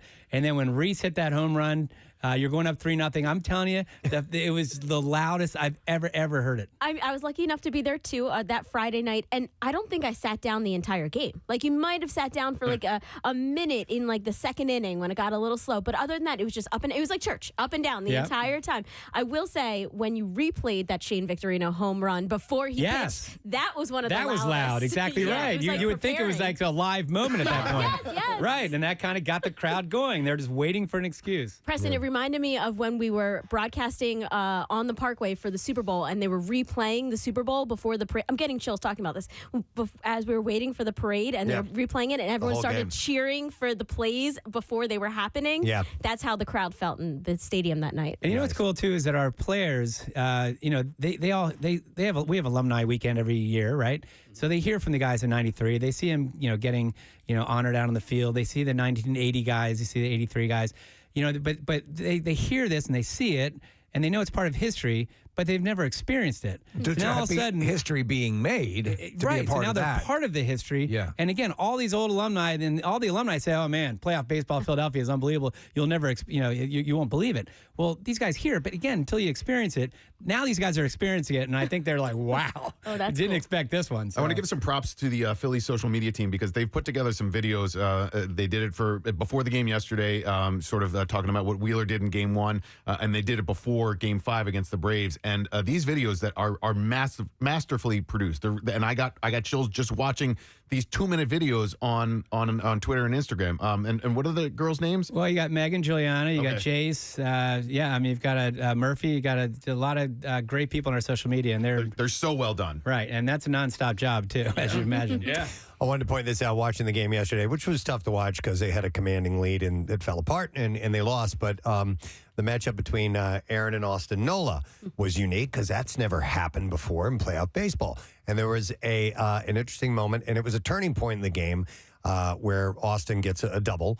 Or did he hit a single? I don't remember. I think it was a double, yeah. But he got it. Yeah, he got a hit. And they pan to his mom and dad in the stands. Yeah. And so his dad is standing there with just a blank look on his face. So you've got son versus son. Yeah. One son makes a key positive decision in the game. The other one has something very negative happen to him. A woman who's obviously a Padres fan is jumping up around, turns around, puts up her hand to high five him, and he kind of puts his hands up like, I'm not hitting your hand. Yeah. Right. He looked like, what? Right. Get away from me. Yeah. It was like, he's like, you got me in a box here. I have nowhere to go. Are they looking? Are they looking? Yeah. It was just an interesting game all the way around, and an unfortunate one to watch. But as I was watching it, I had to remind myself, this is a series. It is a series. It is a best of 7, and this happens in almost every single series. Very rarely do you get and a I full said it last sweep. time, because last time I came in, I think we were 1-1 going into our home series. And I said, look, if you'd said ahead of time, you can split the series on the road and come home and have a chance to clinch, right? So we win the next 3 at home, which is going to be a daunting task, but we can do it, especially with the crowd. Ranger going tomorrow night. Ranger Suarez, I'm assuming it's going to be Syndergaard, some combination game 4, and then you're right back to Chris Wheeler. Chris Wheeler. Chris Wheeler. Right back to Zach Wheeler. Chris Wheeler is going to come in. He's going to announce his at-bat, and then he's going to hit a home run. You're not wrong. That is Chris Wheeler. Chris Wheeler. Wow. How about that one? I got Chris Wheeler on the brain. I thought we Zach had a shot. Wheeler. Oh, Zach Wheeler. Perhaps we should bring in the elephant. Hey, Chris, yes, exactly right. Chris Wheeler throws gas, by the way. No, you know, though, I think everything that made them dangerous before is absolutely intact. Again, that when they're just loving what it is, and that's the purest way to play, because there isn't this thing that's looming over them. Just go play the game that you love so much, and we're loving watching it. Well, how about, yes, you're right, Stephen. And how about 2 days ago, Kyle Schwarber hits that bomb 488 feet. You saw the look on Bryce Harper's face, which is priceless. And, I mean, think about it, 488 feet. Yeah. I mean, that's 50 stories high, right? That's half the Eiffel Tower. It's insane. I mean, that's insane, right? And that ball is still going. And the other thing is, Harper's home run was high. You know what I mean? So who do you call? And I don't know if there was a stat on that, but you know the fact that Bryce's home run was. I mean, you're talking about the Eiffel Tower. I don't know how high it went, but maybe over the Eiffel Tower. Who knows? I mean, how would you like to be Padres pitchers or the Cardinals pitchers or the Braves pitchers, and you got to face Schwarber, Rhys Hoskins, Bryce Harper, JT Realmuto. I mean, it's a killer lineup. Yeah, no, it's phenomenal, and so many people are enjoying it. And again, we believe that our best bet is to have you in, because that's luck, worked Sean. out to our advantage. And Chris Wheeler on the mound. And Chris Wheeler on the mound. And elephant coming in on an elephant, right? Never gets old. Never gets old. Never gets old. Wow. By the way, in the division series, they spent a lot of time. I don't know if you saw the television coverage or not, but focusing on the Fanatic, and going on about what a great mascot he is and stuff. And I wasn't even thinking about he'd be going to, that we'd be facing San Diego, who has a legendary mascot as well. Well, actually, they have I think it's a swinging friar is their mascot. Now, the San Diego Chicken is who I'm talking about. Yeah, the San Diego Chickens. No, well, here's the retired? interesting fact. He was a radio station mascot. I think it was KGB. Okay. That's a bad call letter. Right. Yeah, right. Yeah, there's Maybe I got that one wrong. KKK. Well, we're going to call it the KJB. He was a radio station mascot that used to work Padres games. I guess it was the rights holder for the Padres. Okay. And so everyone assumed it was the Padres mascot, but it was actually the radio station mascot. So the Philly Fanatic is really the oldest mascot. I think Mr. Met's been around, but I think it was a bobblehead for a long time. Listen, when I was in New York, and and the Mets were my team years and years ago, even I hated Mr. Met. It looked like a guy who had a bad growth, right. And it just didn't work. But this is everything's poised. Yep. And the Fanatic is obviously the best mascot in history. All sports. Yes. And just when he smashes the helmet, or I remember back in the day with obviously Tommy Lasorda. Right. The best. I don't know if you. So Tommy Lasorda obviously being from Norristown, hated the Fanatic. I was in a car with Tommy, and I happened to ask a very seemingly innocuous question. Hey Tommy, what do you think about the Fanatic? Next thing you know, he starts going on, and next thing you know, he's screaming at me, spitting at me, and I can't turn the spigot off. Right. I'm like, that happened here with Nick. Yeah, I asked him a similar question, and I couldn't believe that that somebody would hate a mascot at all, or what he is. He's just it's a class clown.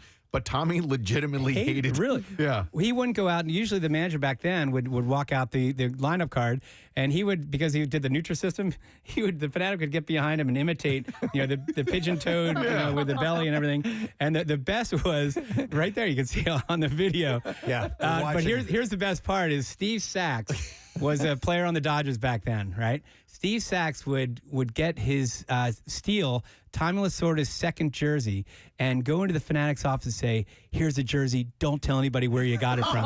And he'd throw it in there. And then Dave Raymond would put it on the dummy that you're watching right now. And then next thing you know, Tommy Lasorda would be screaming at his dugout, "Who gave him the jersey? Who gave him the jersey? I'm going to kill you guys." And it was one of his own players? It was one of his own players. That's funny. Right, Steve Sachs. Wow.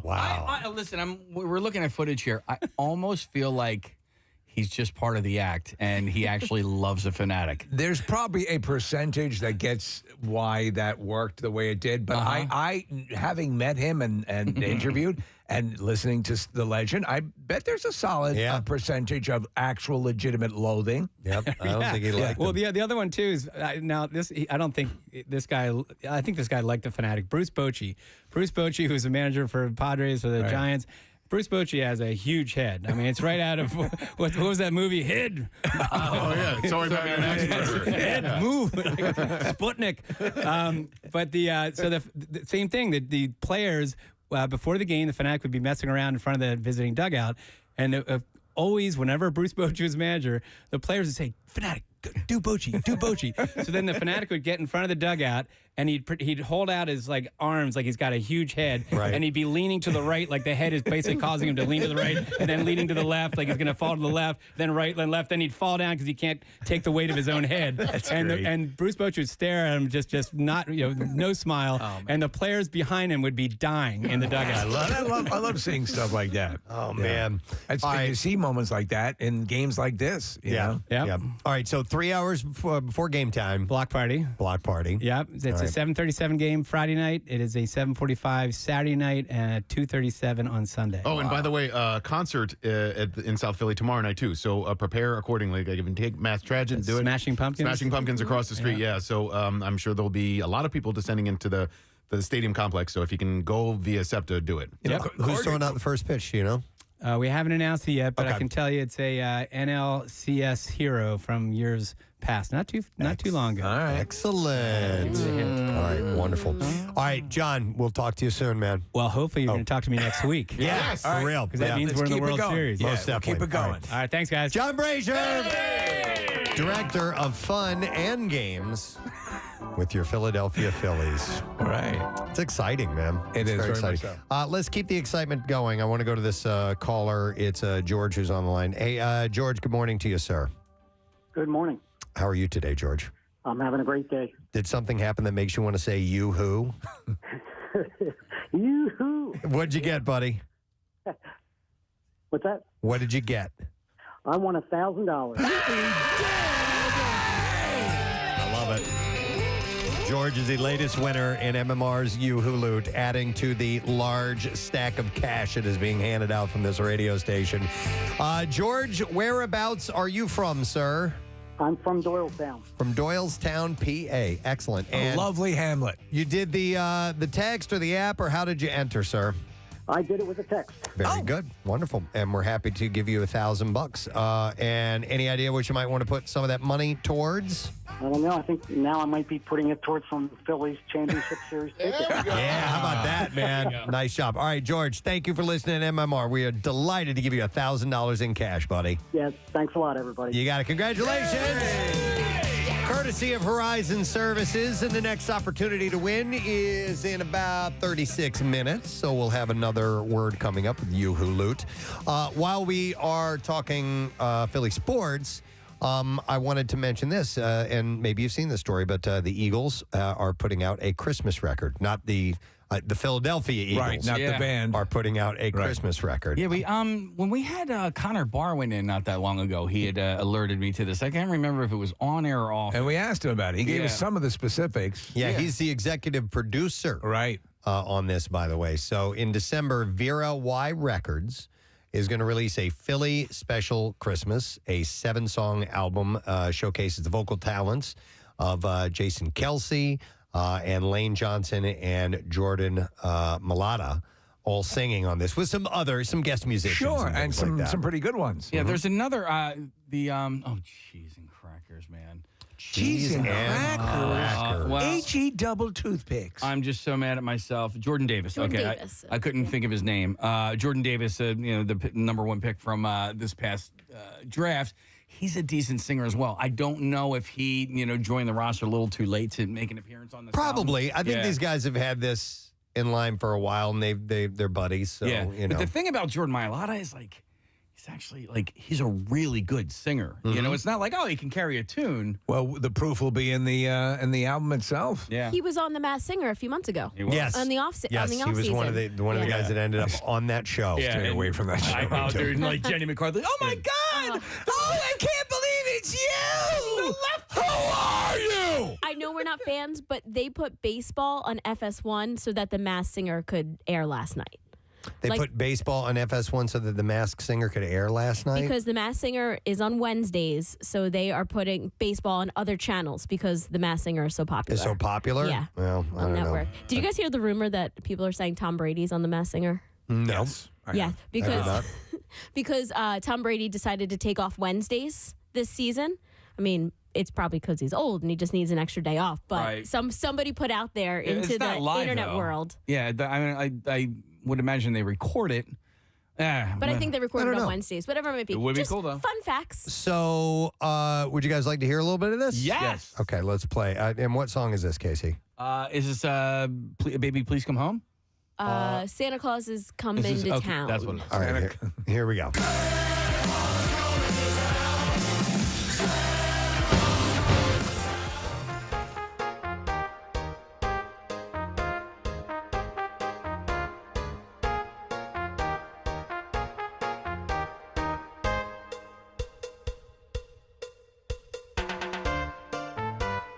Isolated. Yeah, a solo in there, and I assume that's Kelsey. It sounded like him. Yeah. So the album is produced by Charlie Hall of War on Drugs and executive produced by Connor Barwin. Right. And by the way, the Vera Y label combines the names of Barwin's daughter Vera and Kelsey's daughter Wyatt. So that's hence the name Vera Y. The first single is Christmas Baby Please Come Home, which was originally done by Darlene Love. Phil Spector produced it. And Kelsey, and actually all three of them sing on that song. And it also features 98-year-old wonder Marshall Allen of the Sun Ra Orchestra on saxophone. And it comes out on Black Friday. The album, which includes a dramatic recitation of The Night Before Christmas with Merrill Reese, accompanied by Zach Miller of Dr. Dog on piano, will be released in its entirety on green vinyl and all digital services on December 23rd. Starting in late November, the vinyl will be available for pre-order on phillyspecialchristmas.com. That seems interesting. They've obviously taken a very traditional approach to the music. The Merrill Reese recitation should be kind of interesting. And did you mention the sales benefit?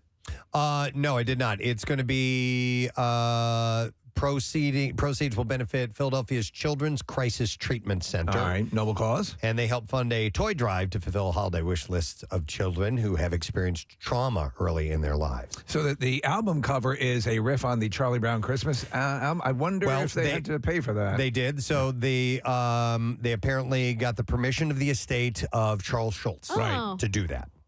Cool. So I don't know if I doubt they needed to pay for it. I think they probably because it was a charity thing. So the $1 million. It's the concept of Vince Guaraldi's Trio's 1965 album of A Charlie Brown Christmas. And so they started recording it this year, and then they completed it in July before training camp started. Yeah, and got it together. That's the big the big secret in the world of recording these albums. They're not recorded around the holidays. Obviously, they're being released around the holidays, so they're usually recorded when it's 100 degrees outside. Right. I'm excited about this, and I've been talking to somebody about having the players on to promote it. This is a bye week, so but I was really aiming for camp out. I hope that because maybe they could come and sing a little bit of it live, and we get the crowd involved to sing the The chorus. A freaking band every day. Freaking band. Yeah, we can pull that off. I have no idea what his post-playing career days are going to look like, but if Jason Kelsey wanted to get into politics, he could win the mayoral race in this city so easily. That dude is just beloved. He could win president of Earth. It's remarkable. He does everything right. Yeah. He knows how to. He knows what Philly is like. He knows what the mood of the town is. He's great. I'm so glad he's on this team because he's just a really easy guy to root for. He's maybe poised to be on the broadcast side of things. Yeah. You know, he's got a great straight ahead look at everything. He doesn't BS around. And he's also kind of funny. You know, Yeah, he's funny. Add some humor to the broadcast. Yeah, he does a podcast with his brother Travis every week, and I just love the honesty that they both like. So it was funny because like 2 weeks in a row, both players, like Jason Kelsey got mauled by a player on the Lions, right? And Travis brought this up, and Jason was like, a matter of fact about it. He's like, yeah, I got my ass kicked. And this is football, and this is what happens. Sometimes you get the better of somebody, and sometimes they get the better of you. And then the very following week, Travis got picked up and slammed down, and they brought that up, and they're just so matter of fact about it. And you know, they're not like embarrassed by it or anything. It's what they do. Yeah, it's what they do. By the way, speaking of the Eagles, I just saw this. Anybody see that Andy Reid commercial where he's drawing mustaches? Yeah. Drawing mustaches on. I did not. Yeah, Players are asleep, and number one, I didn't recognize him at first because he wasn't wearing a hat. Yeah, and I'm used to seeing him with a hat on, and then I was like, oh my God, that's him. Yeah, and he's drawing mustaches on the players that have fallen asleep on the plane's face. I was shocked that he has good comedic timing. Yeah, he was good. He's good in the ad. At the very end, when he's like, I'm going to get to the bottom of this. Yeah, it was funny. It was impressive. Yeah. By the way, the other songs on the Christmas album include White Christmas, the classic. Who do they say who handles that one? No, it doesn't. All right. So I'm not sure who's. It's the release about it that gives a little bit. So Johnson leads the way on Elvis Presley's Blue Christmas, and Mulata ends up showing off his falsetto in White Christmas, so he has a solo in that song. Right. And they do Merry Christmas, Baby. So I'm not sure who all is singing what and who has the lead on what. You know what, guys? Maybe for next year we do an Merry Christmas. Merry Christmas. I like that, where all the staff members take a song and sing it. Yeah, I think so. Okay. Steve, what would you do? All right, you have to give me some time to think about that. Yeah, I'm just thinking about the marketing possibility. Yes. By the way, it was recorded at Rittenhouse Soundworks and Silent Partner Studios in Germantown, and at Rob Hyman of the Hooters Elm Street Studios in Conshohocken. And Hyman played organ and accordion, and Eric Bazillion plays the mandola on Blue Christmas. Wow. That has Hyman all over it. Yeah. Oh my God. What? No, you're right. Yeah. It's got Hyman all over it. All right, with that, we're going to take a break. We're going to come back in a moment. We're going to get to, don't forget, we have more money to give away with You Who Loot. On the way next will be the Bizarre Files, so make sure you don't miss out on it. We'll be back in a second. Stay put.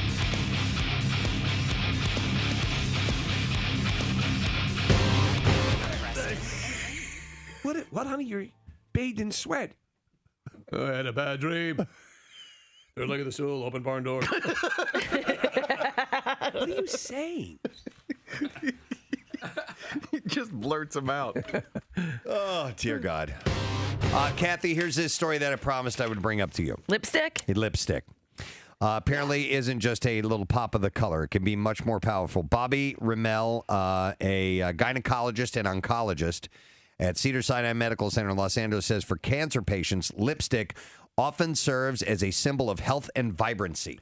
Huh. And says that lipstick helps restore a normal sense of self that a patient can lose during an incredibly difficult cancer treatment and help them feel like themselves. I was never a lipstick wearer. I never wore lipstick until, I guess as I aged, I started wearing it more. So was it your first rainbow party that... Stop it. So, yes, I think it does help you, feel better about yourself. And especially if, maybe if they're going through chemo and they've lost their hair or whatever it is, just that little bit of lipstick, I could see that could make helping you feel them. Wonderful. Look, I've got a whole bag of lipsticks here. So, all right, put on something. Anybody? I just did. Let's hear it so people can hear your how much lipstick you have. Oh, okay. You have your bag there? Yeah. Pour it out on the table. Okay. Here. This is Kathy's Wow. Cosmetics array. What is your I'm going out and I want action with an illegal alien? What's that lip? Now, what is your I want to, as Preston says, you want to just feel your absolute best. You want to look sexy. You want to be sexy. Well, listen, it depends on the time of year. Say you're going to like a police function and there'll be a lot of guys in uniform there. Well, in that case, I'd wear this lipstick. No, it depends on I wore darker lipstick throughout the winter, and I just got my spring colors. So there's a lot of blushes and roses in there. You know, those type of colors. Do you love watching? I love watching my wife put on lipstick. Yeah, I think it's very sexy. Come on, guys, let's put on some lipstick. You have food in your mouth. How am I gonna put lipstick on? Let him eat first. He needs to eat. Yeah, a little bit of chaw. By the way, I'm so mad. Why? Because my bagel was supposed to have butter on it. It had cream cheese. Is that what you were gesturing to me about? Yeah. Oh, well, I thought it was yours. Oh my God! Can you put it on for me? Oh, you want me to put it on you? Yeah, Kathy, this one has pubes all over it. Oh, it does. Sorry about that. I use it for my other lips. By the way, Kathy, you can mix colors, right, and get a different. Sure. Of course. Yeah. That's like the fun part. You experiment. So my wife had done like this purple, this pearl, or not pearl, plum, and then she put like almost black and mixed it together, made it real dark and juicy. Juicy. Oh, you little slut, you. You. Somebody's getting ready for a big weekend. Yeah. Mm-hmm. Yeah, Big weekend. Steve, can you do Yoo-hoo for us? That's messed up. Now this is, and then the guy blacks out, and then I blacked out, and then I woke up and he was over me like some sort of condor. This big bald guy got lipstick on. He's going yoo-hoo, and I turned around and I woke up. I was bleeding. Holy, oh my God, look at you. You know what? I'll tell you this. I still look more feminine than Caitlyn Jenner. Quickly, do we have a wig? Do we have a wig? Yes, we do. Casey's putting the wig on Steve. And it's a bad wig. Oh my God. Oh my God. For the love of God. This is just. Oh, this is so. I'm so freaked out right now. This is awesome. This looks like the ad for Split 2. Yes! Yeah, totally. You'll come live in my basement. I can't do it. We have a nice new character. I have something to tell you. And now the voice. Yeah. It's brought it all together. It's all gone. Oh my God. How long does that lipstick stay on? It's designed for it to like stay on for a while, right? Well, what Steve has is going to stay on for a long time. Because he has an important appointment later on today. What is he? What do you have? We're closing on the house. I forgot about that. Did you imagine? Oh my God, dude. But apparently, lipstick can make you feel more vibrant when you put it on. Do you? I feel more vibrant. I feel prettier. I feel pretty for the first time. Wow. I would agree with that. I tell you what, though, how annoying. Having no hair is so much better than having. Yeah, you got to brush it out of your eyes. Oh, my God. It's a pain, isn't it? Yeah. Are you ready, girls? Oh, the voice. Walking along in high heels, feeling my testicles swing back. Oh, my God. This just bizarrely, spontaneously happened. And it is bizarre. It is Well, fantastic. you were saying, and I am a big fan of the red. Well, yours I is like kinda- your lipstick better. Yeah, you have better But lipstick. this is Steve. lip gloss, correct? It's a matte. It's a matte color. So. Okay. So, she said so it won't come off. Yeah. All right. Okay, good. Oh, no. Steve's closing on a house today. Well, what would... It'll come off But you by already know the then, but people you better than might have it for the entire show. So let me get this straight. This is all marketing that once you apply it, it stays on till you die and rot in the ground. No, it's clearly removable. But it's, I've heard apply it once and then live with it for the rest of your life. No, but red lipstick is pretty difficult to get off. Okay, Not for me. he can do it, though. No, I work out. I've heard of people getting eyeliner tattooed on. Right? Yeah. You can't have Michael lipstick. Jackson had that. My grandmother had that done. Really? Yep. Mm-hmm.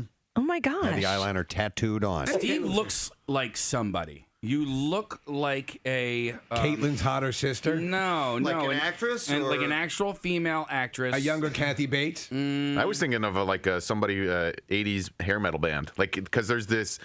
The guys in bands in the 80s would put lipstick on. Oh, it's like when they're past their prime and they don't. They're performing now in like David in Coverdale. Tokyo. Yeah. Now. Yeah. Casey- I went to see Coverdale the other night. Holy crap! Casey, you can get permanent lipstick tattooed, but it's not like, it's sort of just like a neutral lip color, like they almost darken your lip color a little bit. Okay. All right. This is a name out of the past. Linda Tripp. Yes. Do you remember Linda Tripp? Tripp was the one that betrayed Monica Lewinsky. Yes. Could someone pull up a picture of Linda Tripp? I want to see if. Let's put it this way: John Goodman played her on SNL. That's right. Now, would I? Oh my God! When women, by the way, Kathy, this is a trick I've noticed. A lot of women don't do this. When they're listening, they'll jut the lower kind lip. of pouting a little bit. Yeah. But it's a forced thing to make you. Oh, you're going to ask me something? Steve, say prune. Prune. Prune. I Hold have the to prune. take a poop. Pip. Prune. I don't think prune is the right. Wait a minute. Do your Sean Connery with the wearing. Check your perp. Check this picture now. Yeah, I've indulged your perversion. I will not make your pancakes.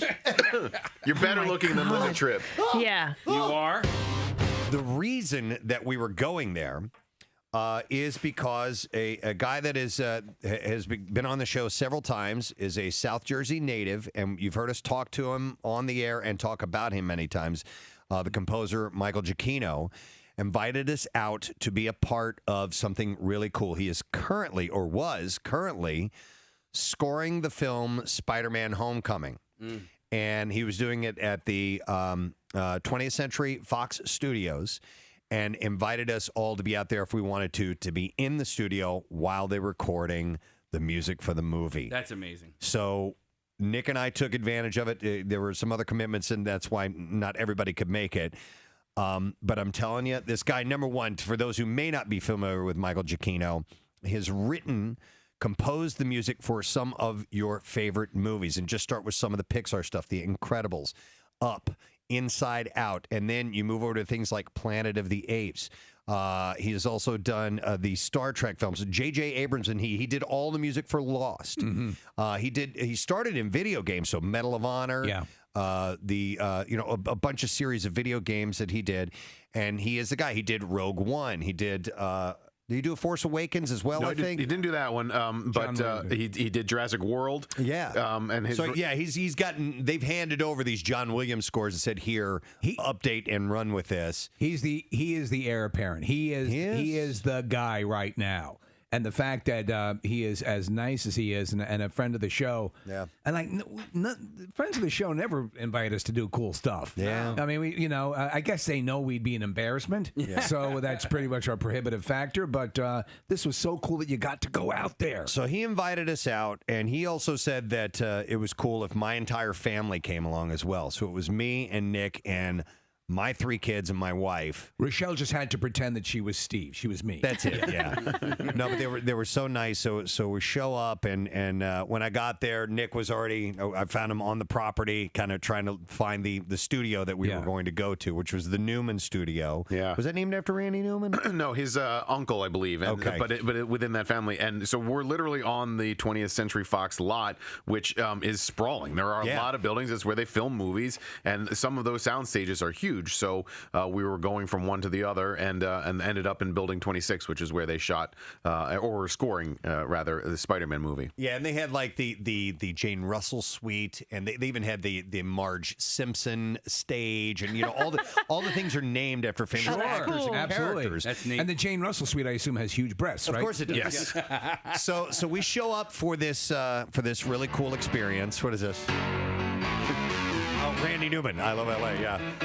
who, by the way, he does tons of movie scores. Academy Award winner. Absolutely. He did Toy Story. Yeah.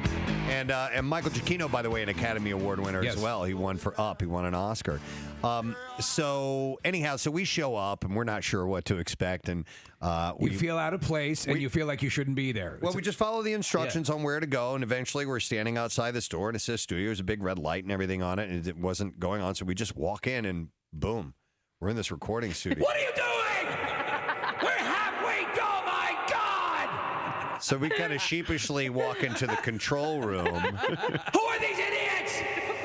Steve, I was afraid that was going to happen. I mean, like everybody was so nice and kind, but we were. This is not where we work. This is where they work. Yeah. They're friends of mine. I invite. Michael, God damn it! That's $50,000. Get him out of here! That guy's head is blocking the screen. So we show up around 9:30, 10 o'clock. The session was going to start around 10. Actually, we showed up around 9:30, and we walk in, and they're all still getting in place, and we're just trying to stay out of the way. Yeah. Because there were several people in this very large control room. You try to be mindful. And so we just kind of scoot back and get out of the way and find our little spot. And Michael comes over, and he's like, hey, oh my God, you're here. You know, I mean, he was just so excited that we actually made it. And his Such a sister, nice guy. Maria, was setting the whole thing up, being the liaison with Nick. Did we mention he's from South Jersey? I mean, that was, okay, yeah, that was a connection in the first place. Riverside. He invited us back. And so if this is a one and done, I will be forever grateful. It really was a once in a lifetime opportunity. I do feel privileged because I am. But if we get to do it again, I really hope you can come again because he's not going to stop. I do want to. And are you ready for this? Do it? Yeah, here we go. Okay.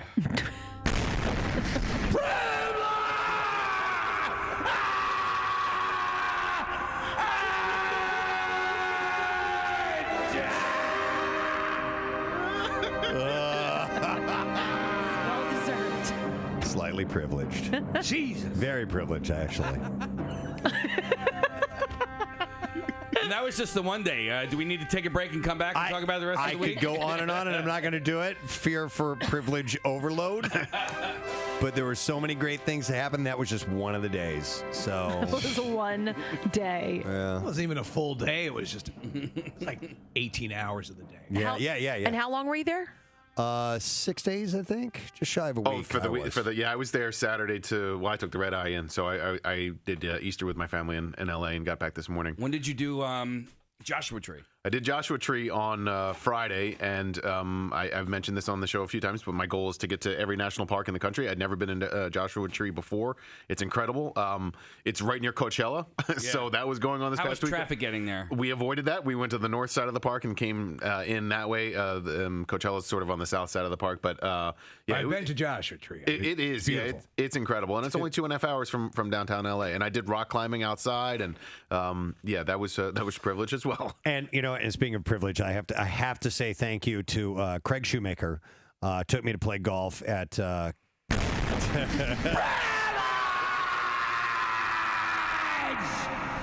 Calabasas Country Club. Calabasas, that's where the Kardashians live. Yeah, it sure is. Oh, he was pointing out all the houses, like, oh, that's where Tom Bergeron lives. That's where blah blah blah. I mean, like right on the golf course. I went to Nobu. That's right. I went to Nobu, Malibu. It's a great restaurant. Where all the cool, trendy people. You ready?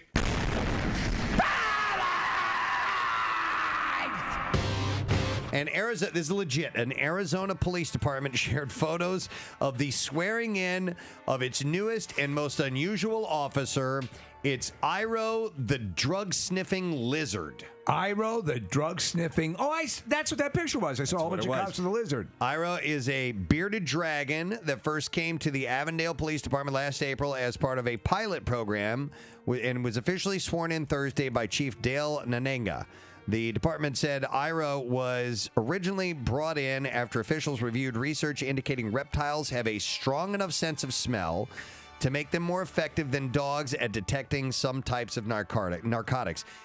I tried to see if this was like a late April Fool's gag. WMMR. There you go. All right, so we're going to do the B file, and then we'll get you shot at You Who Loot. So here we go.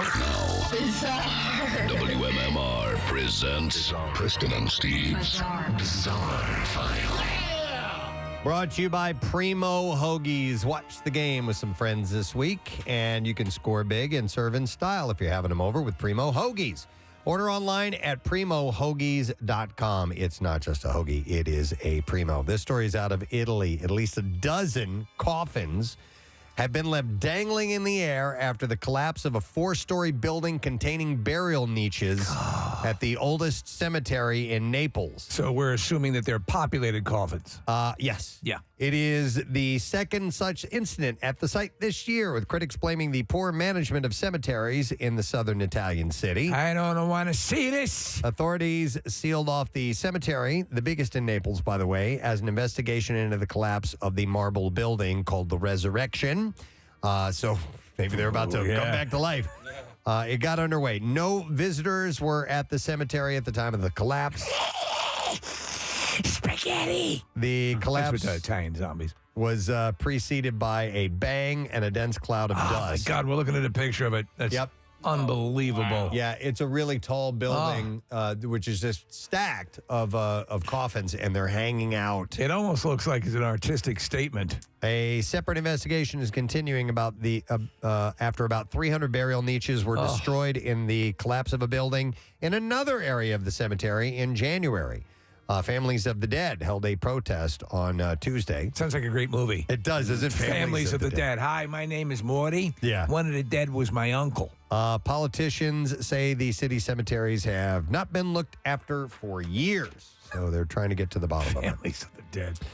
A 38-year-old man has been charged in the fatal stabbing of his younger brother, who was found on the front porch of the family's Kansas City home with a sword in his chest. Wow. Old school. If that wasn't bad enough, wait till you hear the reason that apparently he killed his brother. Prosecutors have charged Aaron K. Wynn with second-degree murder in the death of his brother, Carl Wynn. The killing occurred at the family's home. A witness told police that he had arrived at the house to complete a work order. The witness spoke with Carl Wynn and got permission to go into the backyard to complete the work. And as he walked toward the back of the home, he heard screaming coming from the porch. When he went to check out what was happening, he saw two women outside the home pointing towards a porch where the victim was with a sword through his chest. Ooh. By the time police arrived, Carl Wynn was dead. Responding officers found Aaron Wynn inside a bedroom, and he was taken into custody. As he was being escorted out of the house, police told him the sword belonged to his brother and he had committed suicide. Police originally labeled his death suspicious. They determined the cause of Carl's death was multiple sharp force entries and ruled it a homicide. So he wasn't good at suicide. While being questioned, no, he didn't commit suicide. While being questioned by police, Wynn told them that he had an argument with his brother earlier in the day about the oven being shut off while Wynn was trying to cook a pizza.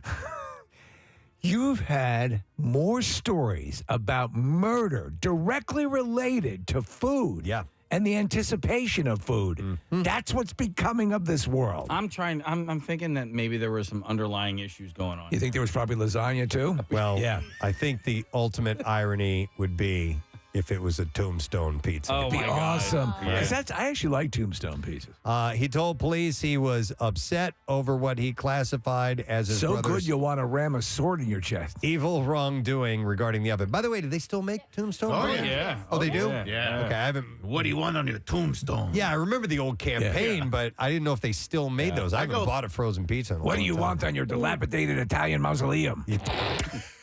I go back and forth between Tombstone and DiGiorno with one of my frozen pizzas. Both are competitive. I think both. I'm probably going to give DiGiorno a little bit more, but Tombstone not bad, Guys, the Acme brand is the Rising Crust stuff. Good call. It is. You're right. It's really good. Yeah. I'm just going to throw out Newman's Own when it's on sale. Try one of those. Okay. I don't think I've ever had Newman's Own.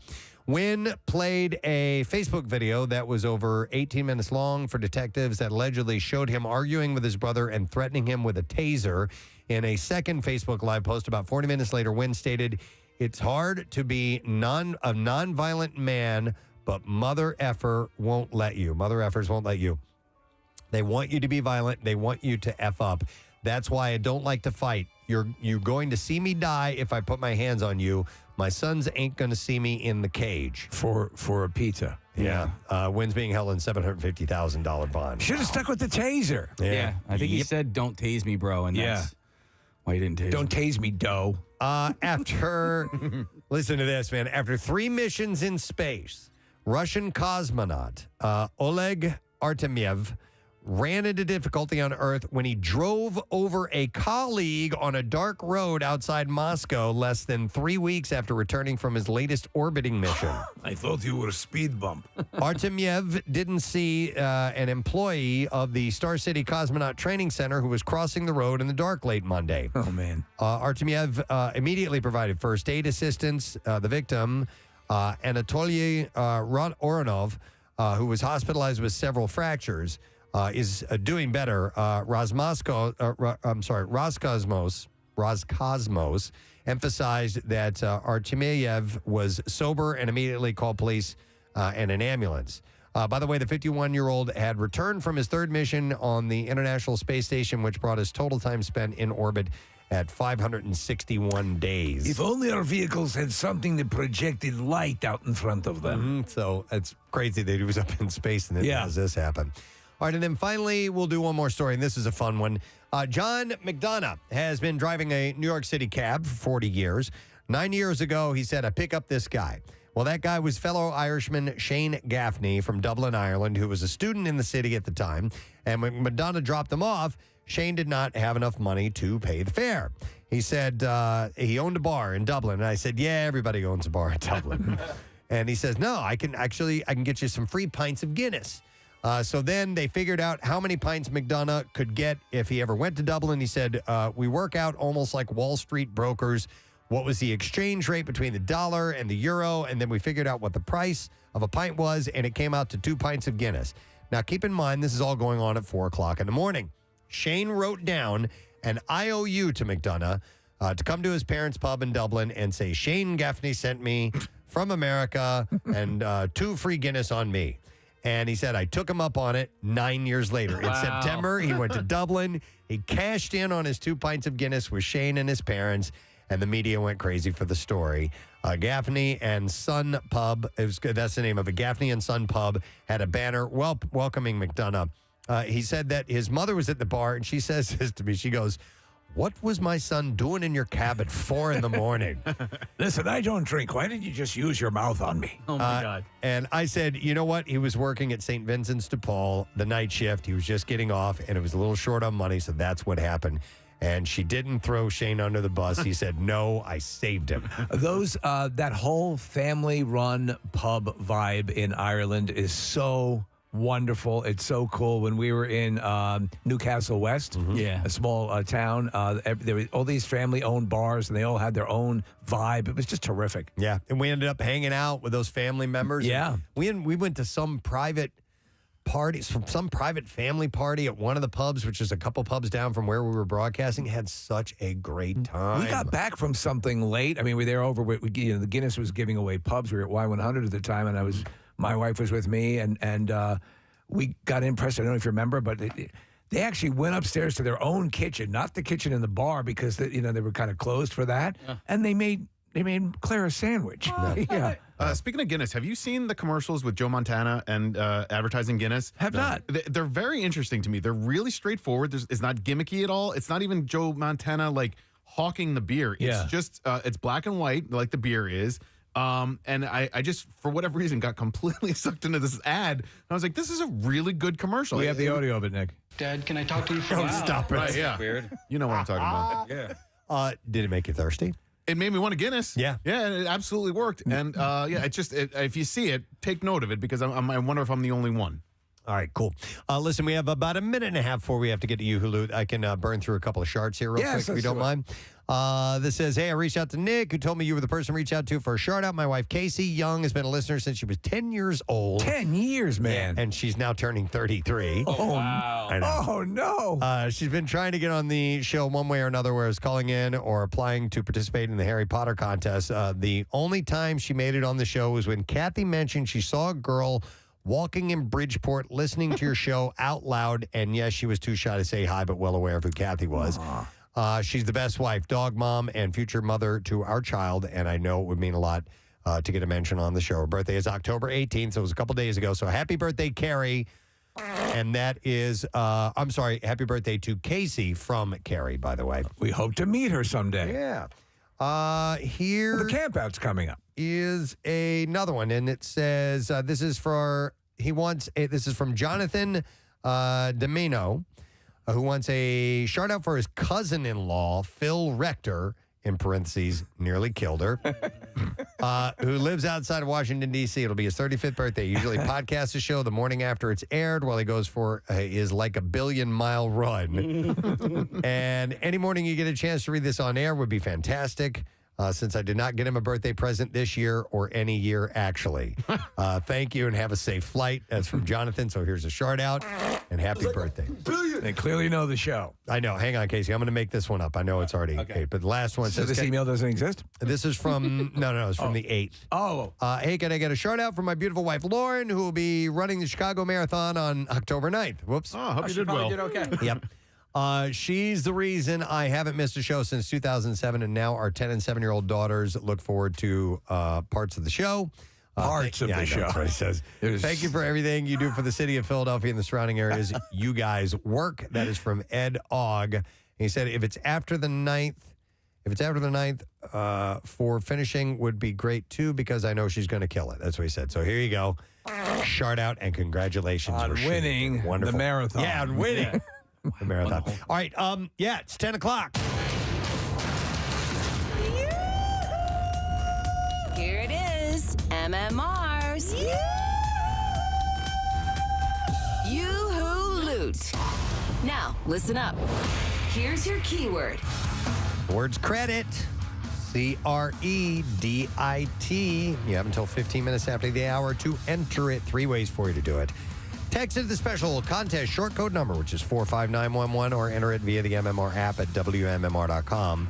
One random entry wins $1,000 in this company-wide contest, and each winner gets a call from Beasley.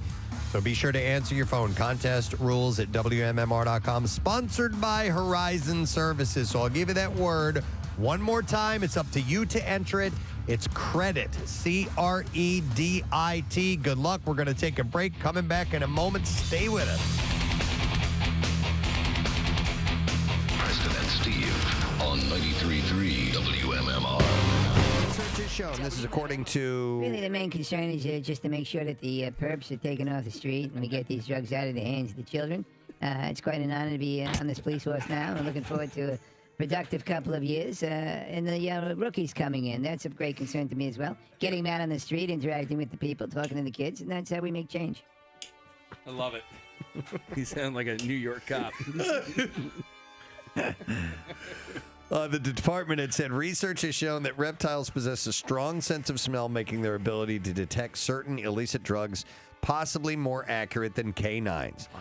It said our pilot program, Drug Sniffing Bearded Dragon, will be assisting officers in the city. Please help us welcome Iro. Did they put him on a leash? I don't know how they go about. I mean, I think it's a baby Bjorn.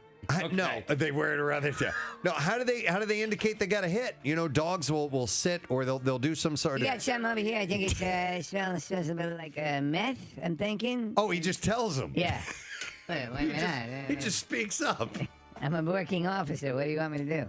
So I figure the second you take him out of his aquarium, he's gone. Yeah, I'm working now. I'm working 24/7. So if I'm in the aquarium, I'm sitting on that little fake beachfront under the fake umbrella with the fake palm tree. I get a call. I'm going. It's time to roll. We got to make a change out there. I need to follow up on this and make sure it's legit. The department has periodically posted photos of Officer Ira's escapades using the hashtag Ira Adventures. Please send a backup list. By the way, there's a few different things we're going to go through. As I kind of notice these things. Really?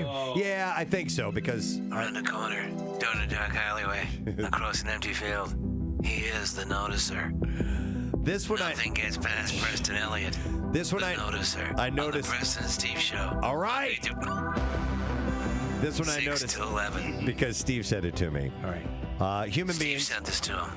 We as human beings get turned on by many things. Most commonly, we're turned on by other people that we are sexually attracted to. And animals. There are also people. What? Oh, I'm sorry. No.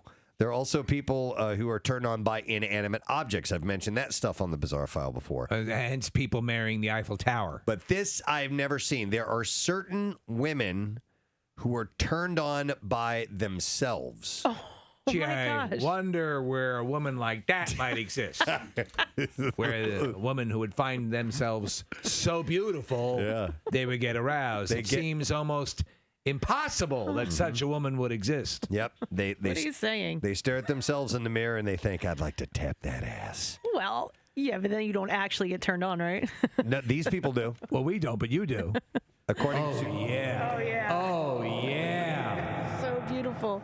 I'd hit that. According to Dr. Michael Aaron, a New York City therapist and author of Modern Sexuality, The Truth About Sex and Relationships, it's extremely common for a woman to be sexually attracted to herself, and it is called autosexuality or autoeroticism. Yes, so just the visual is enough to get this type of person worked up to the point of being orgasmic? Well... No, not they're not going to stare at themselves and actually have the orgasm, but it will turn them on. What about a person who wants to vomit whenever they see themselves in the mirror? They didn't cover that. Myself. Is that you? Yeah. In the study. Oh no. And is as vain as it sounds to want to have sex with yourself because you're so hot, it's not narcissistic apparently. Because it's true. The doctor said it's very common for people to be aroused by themselves to varying degrees. Some experience it more like an orientation in that they feel more aroused by themselves than by others. So do they use themselves as a benchmark to compare other people to? In other words, will they not? Does someone have to exceed their own level of beauty to warrant a physical encounter? I don't know.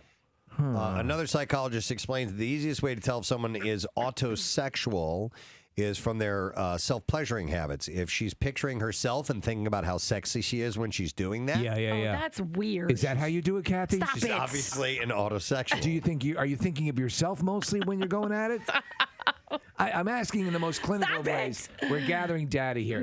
When Listen. you are there, when you're upstairs, when you've got the device, when it's plugged in properly, you have it in the power strip so it doesn't short out. Need a surge protector. Right, or a surge protector. How do you see yourself dressed in your mind? God, I'm not answering you, but listen, I do think this is very bizarre. Yeah? They said it's more common than you think. It says if you think you're dating an autosexual, you're probably not, though. It says, according to the original definition of the word by ego analyst Dr. Bernard Affelbaum, an autosexual is someone who has a great deal of trouble responding to someone else sexually, but can respond fairly or very well to his or her own touch. Have you ever made love to yourself thinking of yourself? No. Yeah. Not that I I've know made of. love to myself thinking of you. Oh. Yeah. And we have to talk. We do have to talk. No. That's, how is I don't even see how that's possible, but some people apparently Would someone like this spend a lot of time looking at themselves in the mirror? I would think so. Yeah. Yeah, I would imagine that is definitely part of it. So. Well, I don't know who would be like that. Continuing on the sexual... More stuff from the sexual world. Yeah. The noticer notices everything, even sexual stuff. All right, this other thing I noticed, and this speaks to a few of the people here in this room. This speaks to people in this very room. It does. The noticer has no pity on you.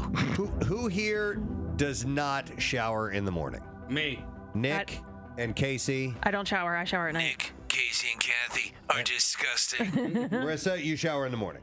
No, you're showering right now. She's a pig. They're all pigs except for two people. She's pointing down. No, you shower at night? She cleans everything but a cooter. Oh my! That's wretched. I thought No, that's what you shower meant. at night. She showers at night as She well. showers at night. Okay, so Steve, you and I are the only morning shower people. Oh, yeah. But apparently... Morning shower people, shower every morning, it's true. Morning shower people, shower for me and for you. It just seemed like a song, didn't it? A folk song? Yeah. Is there a night shower people song? Night shower people. That's very similar. Arrive at work very smelly. Kathy, Nick, and Casey, and little Marissa too. They all smell so bad, we can hardly take it. I like when I get up early enough to shower in the morning. I just don't, and I prefer to get that extra 20 minutes of sleep in the morning, and that's why I'll shower. If you take a shower before you go to bed, you're fine unless you're a sweat ball. But to me, I use it as much for waking up as I do for anything else. All right, so tell us what morning is shower people, morning shower people, shower every morning. All right, so. A recent article at Time.com extols perhaps the single best virtue of evening showering, noting that if you want to improve your sleep, showering at night may be the way to go. Well, guess what? And this is going to be a surprise. I shower at night as well. I know you do. And in the morning. Experts say there's evidence that a night shower can help you drift off. All right, Night shower, night shower. We know how to take one. Every night shower, night shower.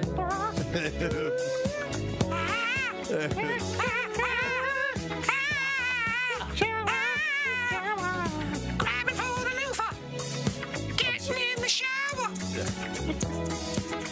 All right, what were you were about to say? I was going to ask if you shower fully. Night shower, night shower.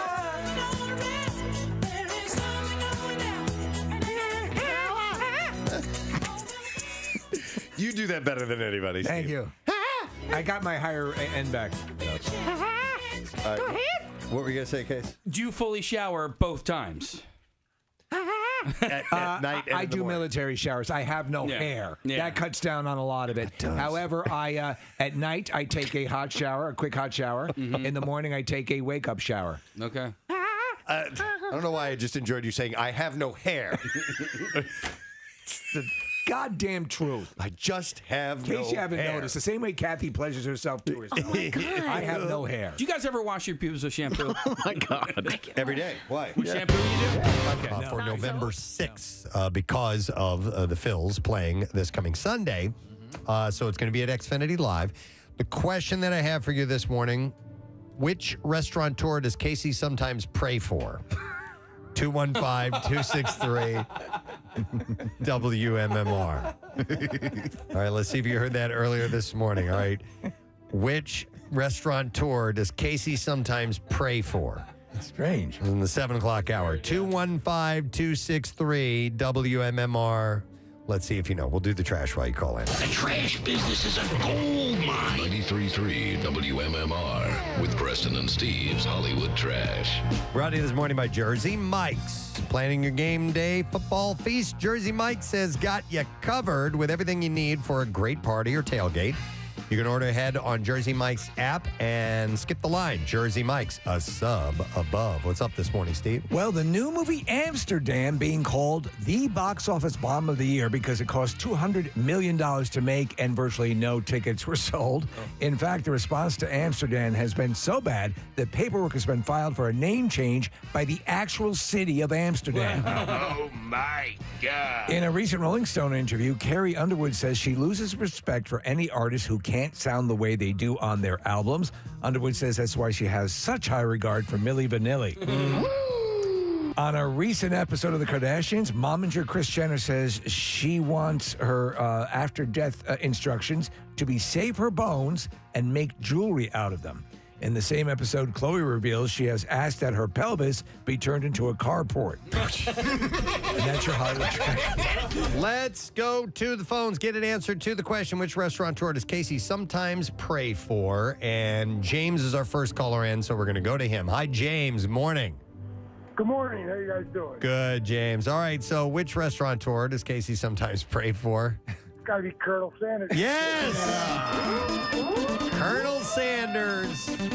Hang on, James. Got yourself a pair of tickets for the Philly Burger Brawl, which has been scheduled now for November 6th, a Sunday. And you can enjoy unlimited samples of burgers from over 60 of the area's leading restaurants and chefs, plus live music and activities all day. Tickets are on sale now. Proceeds benefit both the Philly Parks and Rec At-Risk Teen Initiative and the School District of Philadelphia's after-school programming, WMMR.com, to get all the details. Do you realize we've had back-to-back days where we focused in part on Kentucky Fried Chicken? It was Nick's fight with Andrea, his girlfriend, about fried chicken. Oh, that's right. And we ended up talking about Extra Crispy. Yeah. And today it was a tribute to Colonel Sanders himself. Yeah. And it's also that guy's birthday, George Weiner. Oh, Who yeah. played Colonel Sanders. Who played Colonel Sanders in Spaceballs. Mm-hmm. It all comes back to the Colonel. Full circle. We got one more day to fit in a Colonel Sanders reference. We're going to do I it. think we can do it. Tomorrow, probably a little connoisseur action. This is true. All right, we'll find a way. We'll see about that. All right, music news. Now, Preston and Steve's Music News on 93.3 WMMR. Brought to you by Dillon's RV Center, and you're going to find the hottest deals of the year on thousands of RVs from New Jersey top dealers at the Wildwood RV Show, and that's October 21st through the 23rd at the Wildwoods Convention Center. Slash says that Guns N' Roses have a couple of epic songs left to release. Really? Yeah, he said in an interview recently, I want to go in and cut a whole brand new record at some point, probably sooner than later. Do you think they're going to cover the song from First Blood? Oh, I don't know. What was it? There's a road? Yeah, or there's a long road. There's a long road. But other than that, he said we still have...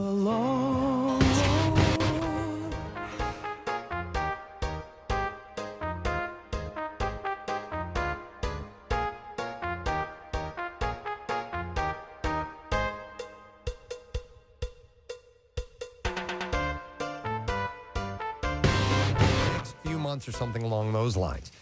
So that's basically it. We have one more tour left to do next summer, and then that'll free us up to be able to go in and work on a new record.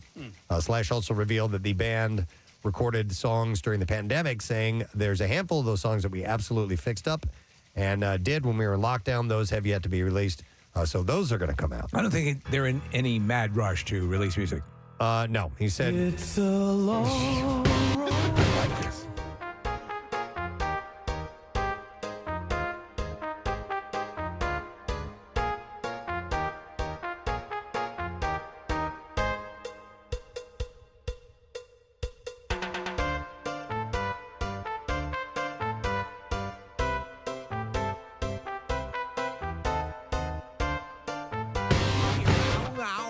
We're going to put out like one or two of the songs, and there's another one or two songs, and I think that's going to be pretty much all of them. I'm not sure exactly how many we did in total, he said. This one's from over the top. You remember a song called Can't We Try? A duet with Vonda Shepard? No. All right, because that guy is Dan Hill, and he's the one that sang It's a Long Road. Oh. Do you remember that song, Preston?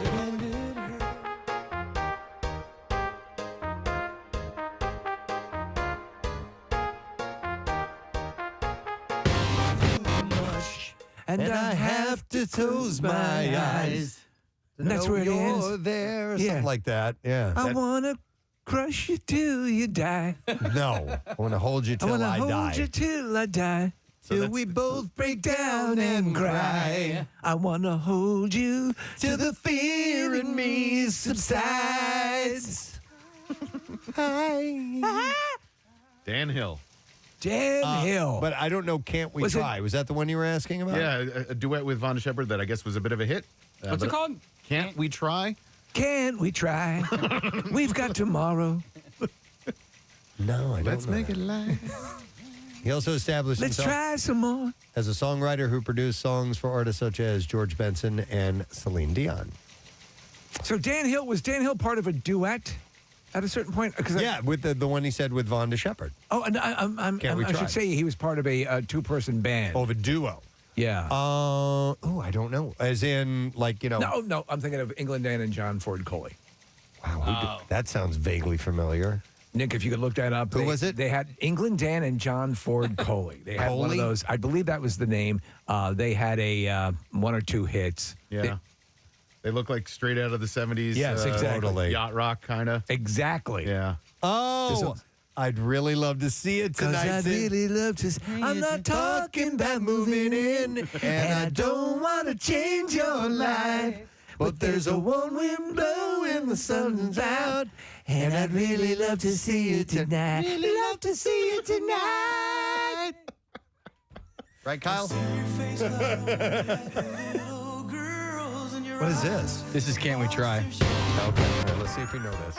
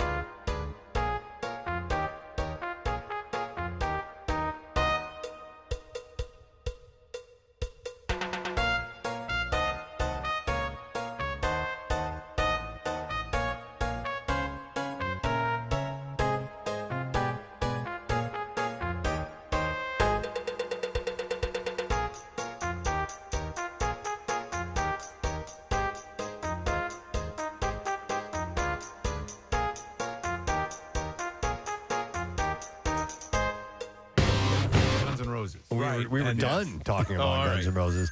Now we're talking about Motley Crue. Right. They're promising a major announcement. Is closing up shop and 9 more years of touring? Now, some point this morning, they're going to mention that, and many are expecting it to be news about the band's 2023 plans. Multiple sources are reporting the rumor that guitarist John Five might be subbing for Mick Mars, who has been battling health issues over the years. Has his medical issue, have they...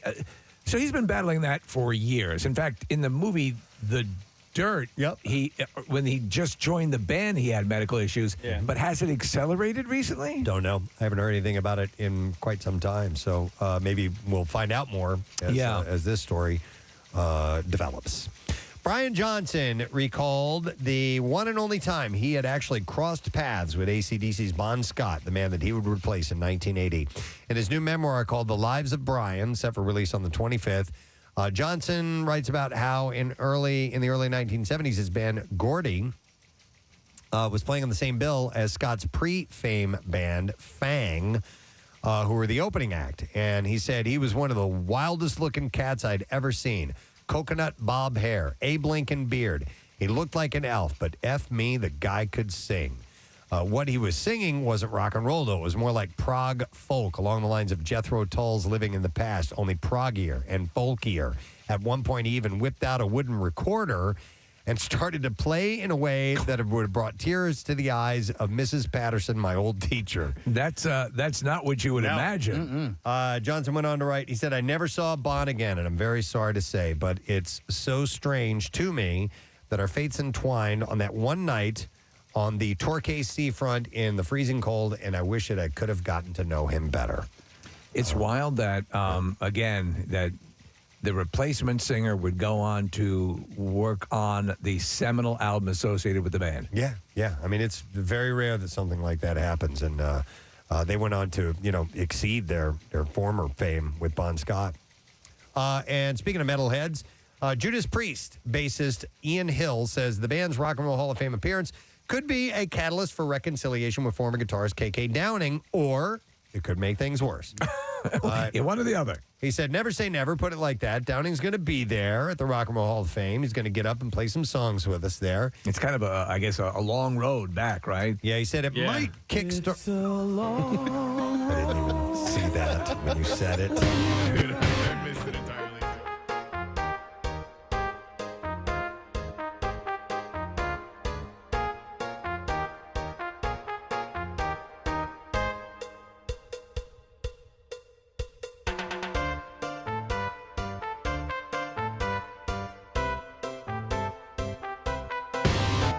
He said it might kickstart something. That's already hotkeyed, I can tell. Yeah. Oh, my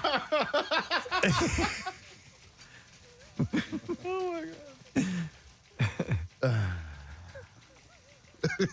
Should we start playing that at the end of the show like they do? It's the end credits for a movie, like Rambo. We should do it as the end of our show. The most dour ending of a show possible. But I love all of our show songs. Long road. It's a long road.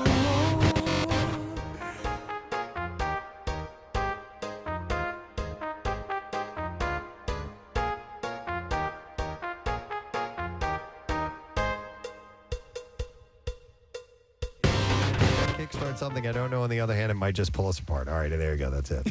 That's all we have in music news for you. Santa's got to go. Santa's got to go. Yep, there you go. Right. Yeah. Santa's got to go. I need you to stop talking. Dude. What? It's almost Friday. If we break right now, come back, do the letter, and then it'll be Friday. It'll be Friday. Yeah. All right. So let's just do that. No sad, bro. We'll take a break. We'll come back in a moment. Letter of the day for the word of the week when we return. Stay with us.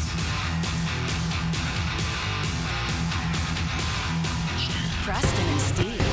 And by the way, the winner of the competition will get the coveted Golden Shiv Award.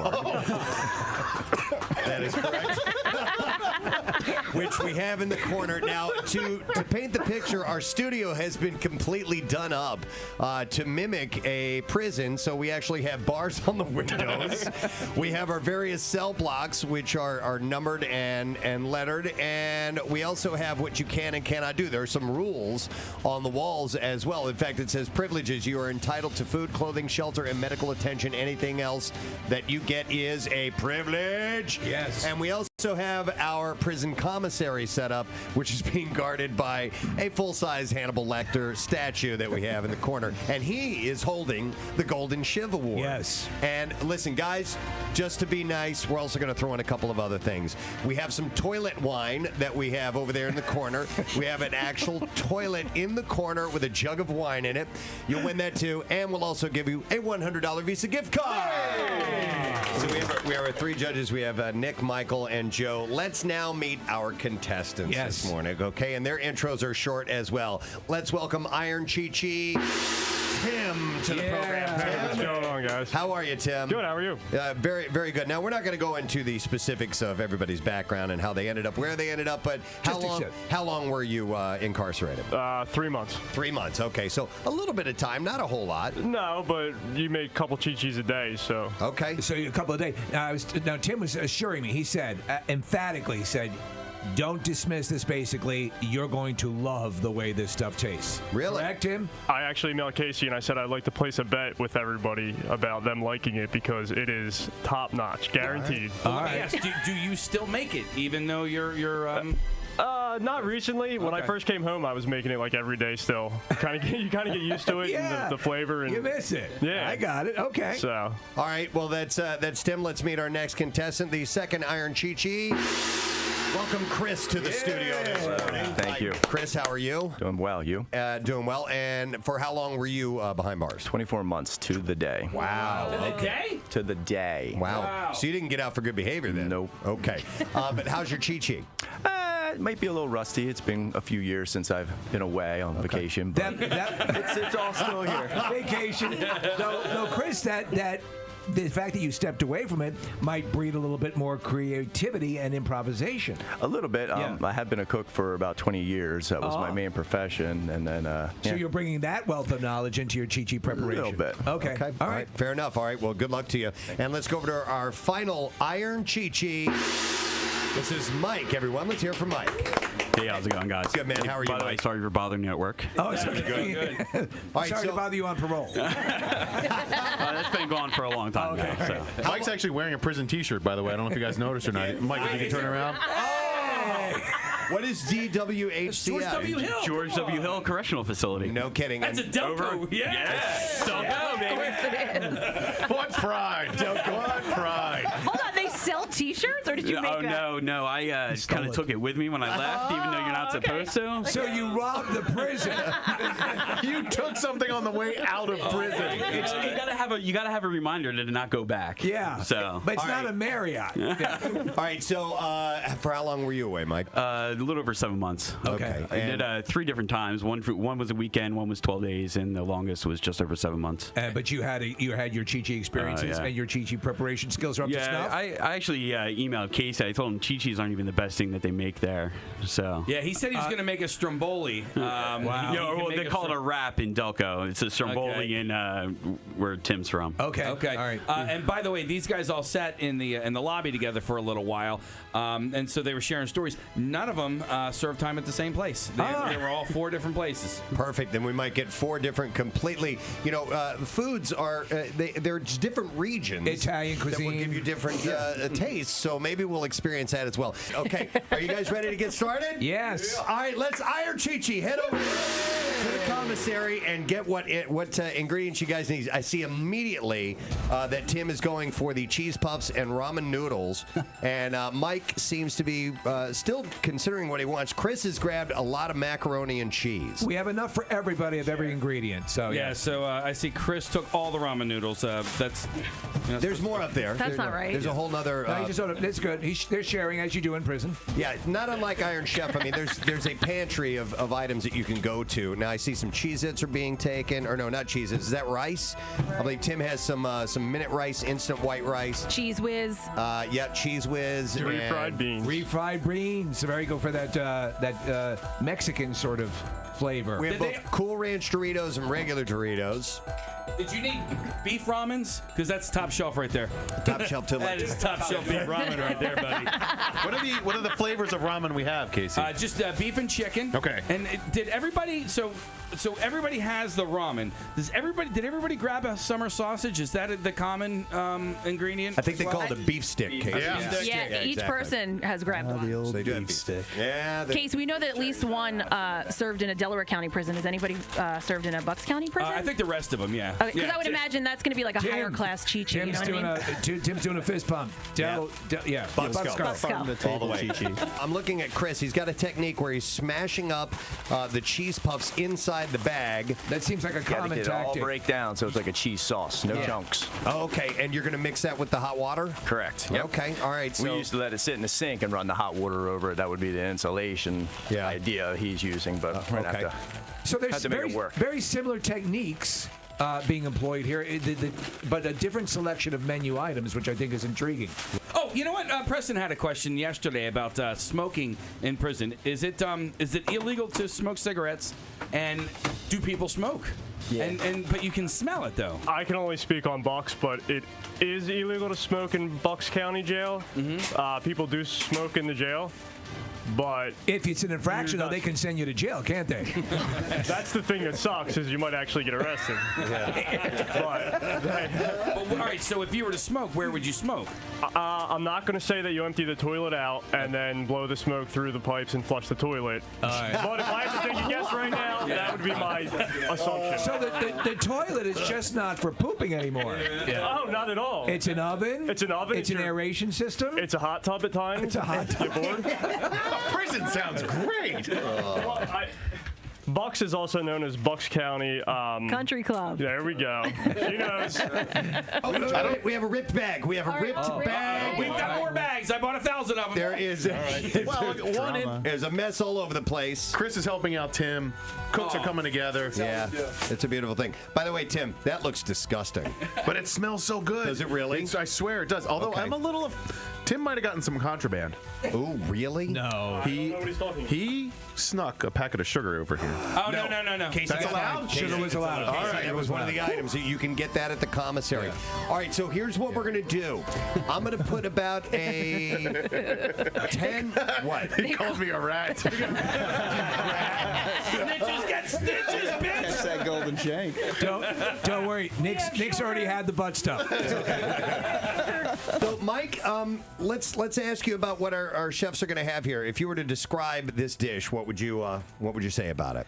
It's basically like a poor man's mac and cheese. A poor man's mac and cheese. Okay. Like if you took frankenbeans and got rid of the beans part and made it with mac and cheese. Okay. Our judges, Nick Helmy, owner and head chef at Laurel. Example of a shuffle beat with Tush on 93.3 WMMR. It's everything that rocks.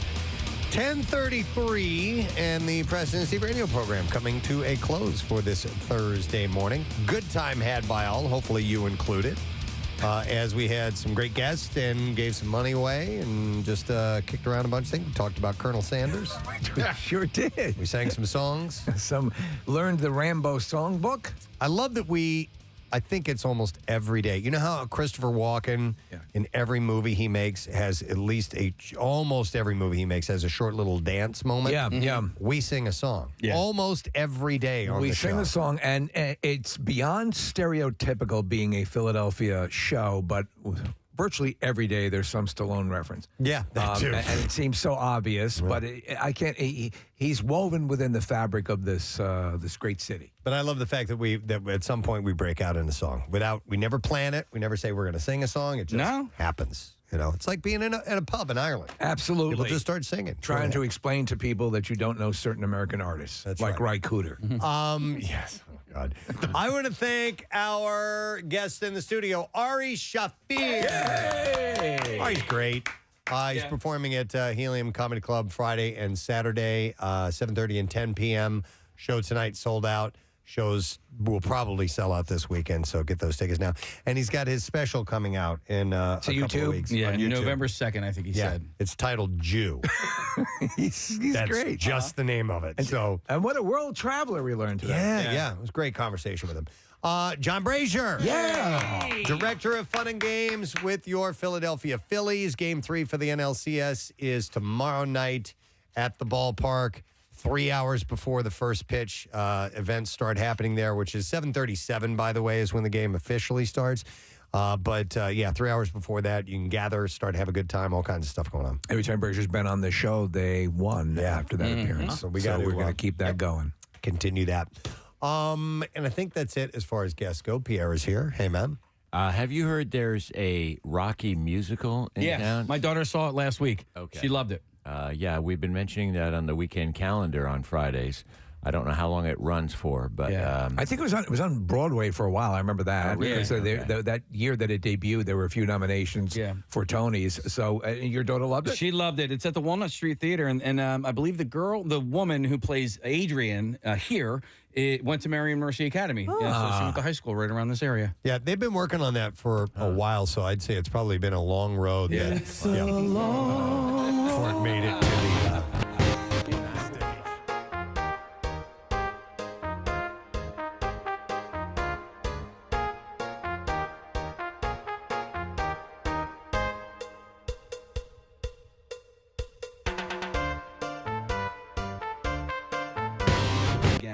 Name that end movie end credit song, especially from the 1980s, because they all have this similar vibe to them, and we did do it a long time and it was ago. hard, but a lot of fun. And then there's the one that I need to accrue more, and maybe I'll call upon your expertise, Pierre. The subtitle to a song, like you know what I'm saying? Yes. So it's the title that you think it is, but it also has more to the title. Yeah, like Hemorrhage in my hands. Right. From Fuel. Right. Or Jimi Hendrix, Voodoo Child, in parentheses, Slight Return. Right. And so to go with that, the parenthetical, and see if they can name the song. Yeah. We'll try it. All right. So letter of the day. Yes. Preston and Steve on 93.3 WMMR. Now, the Daily Letter. And the Preston and Steve Show is brought to you today by The Letter. As in, it's been a long road. Yeah. It has. It's a long road.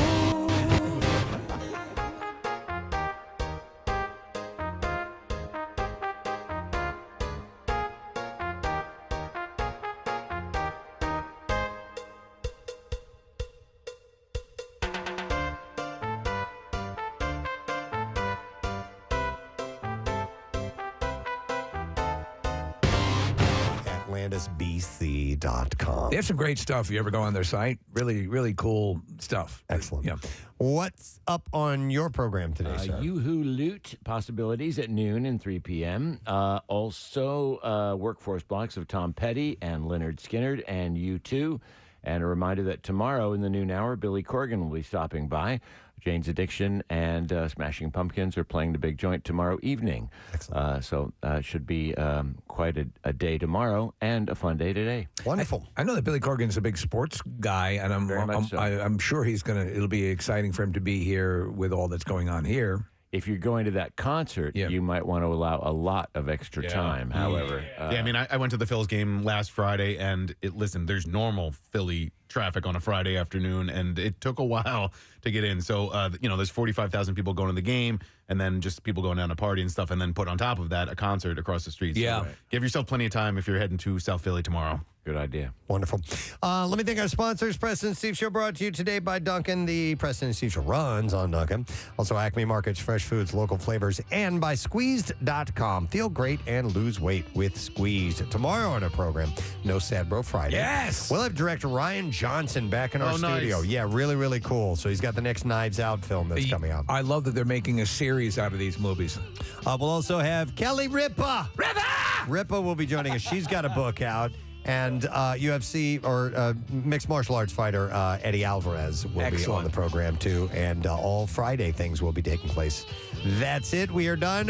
Rage on. Have a great day, and we'll see you tomorrow, friend. Bye-bye.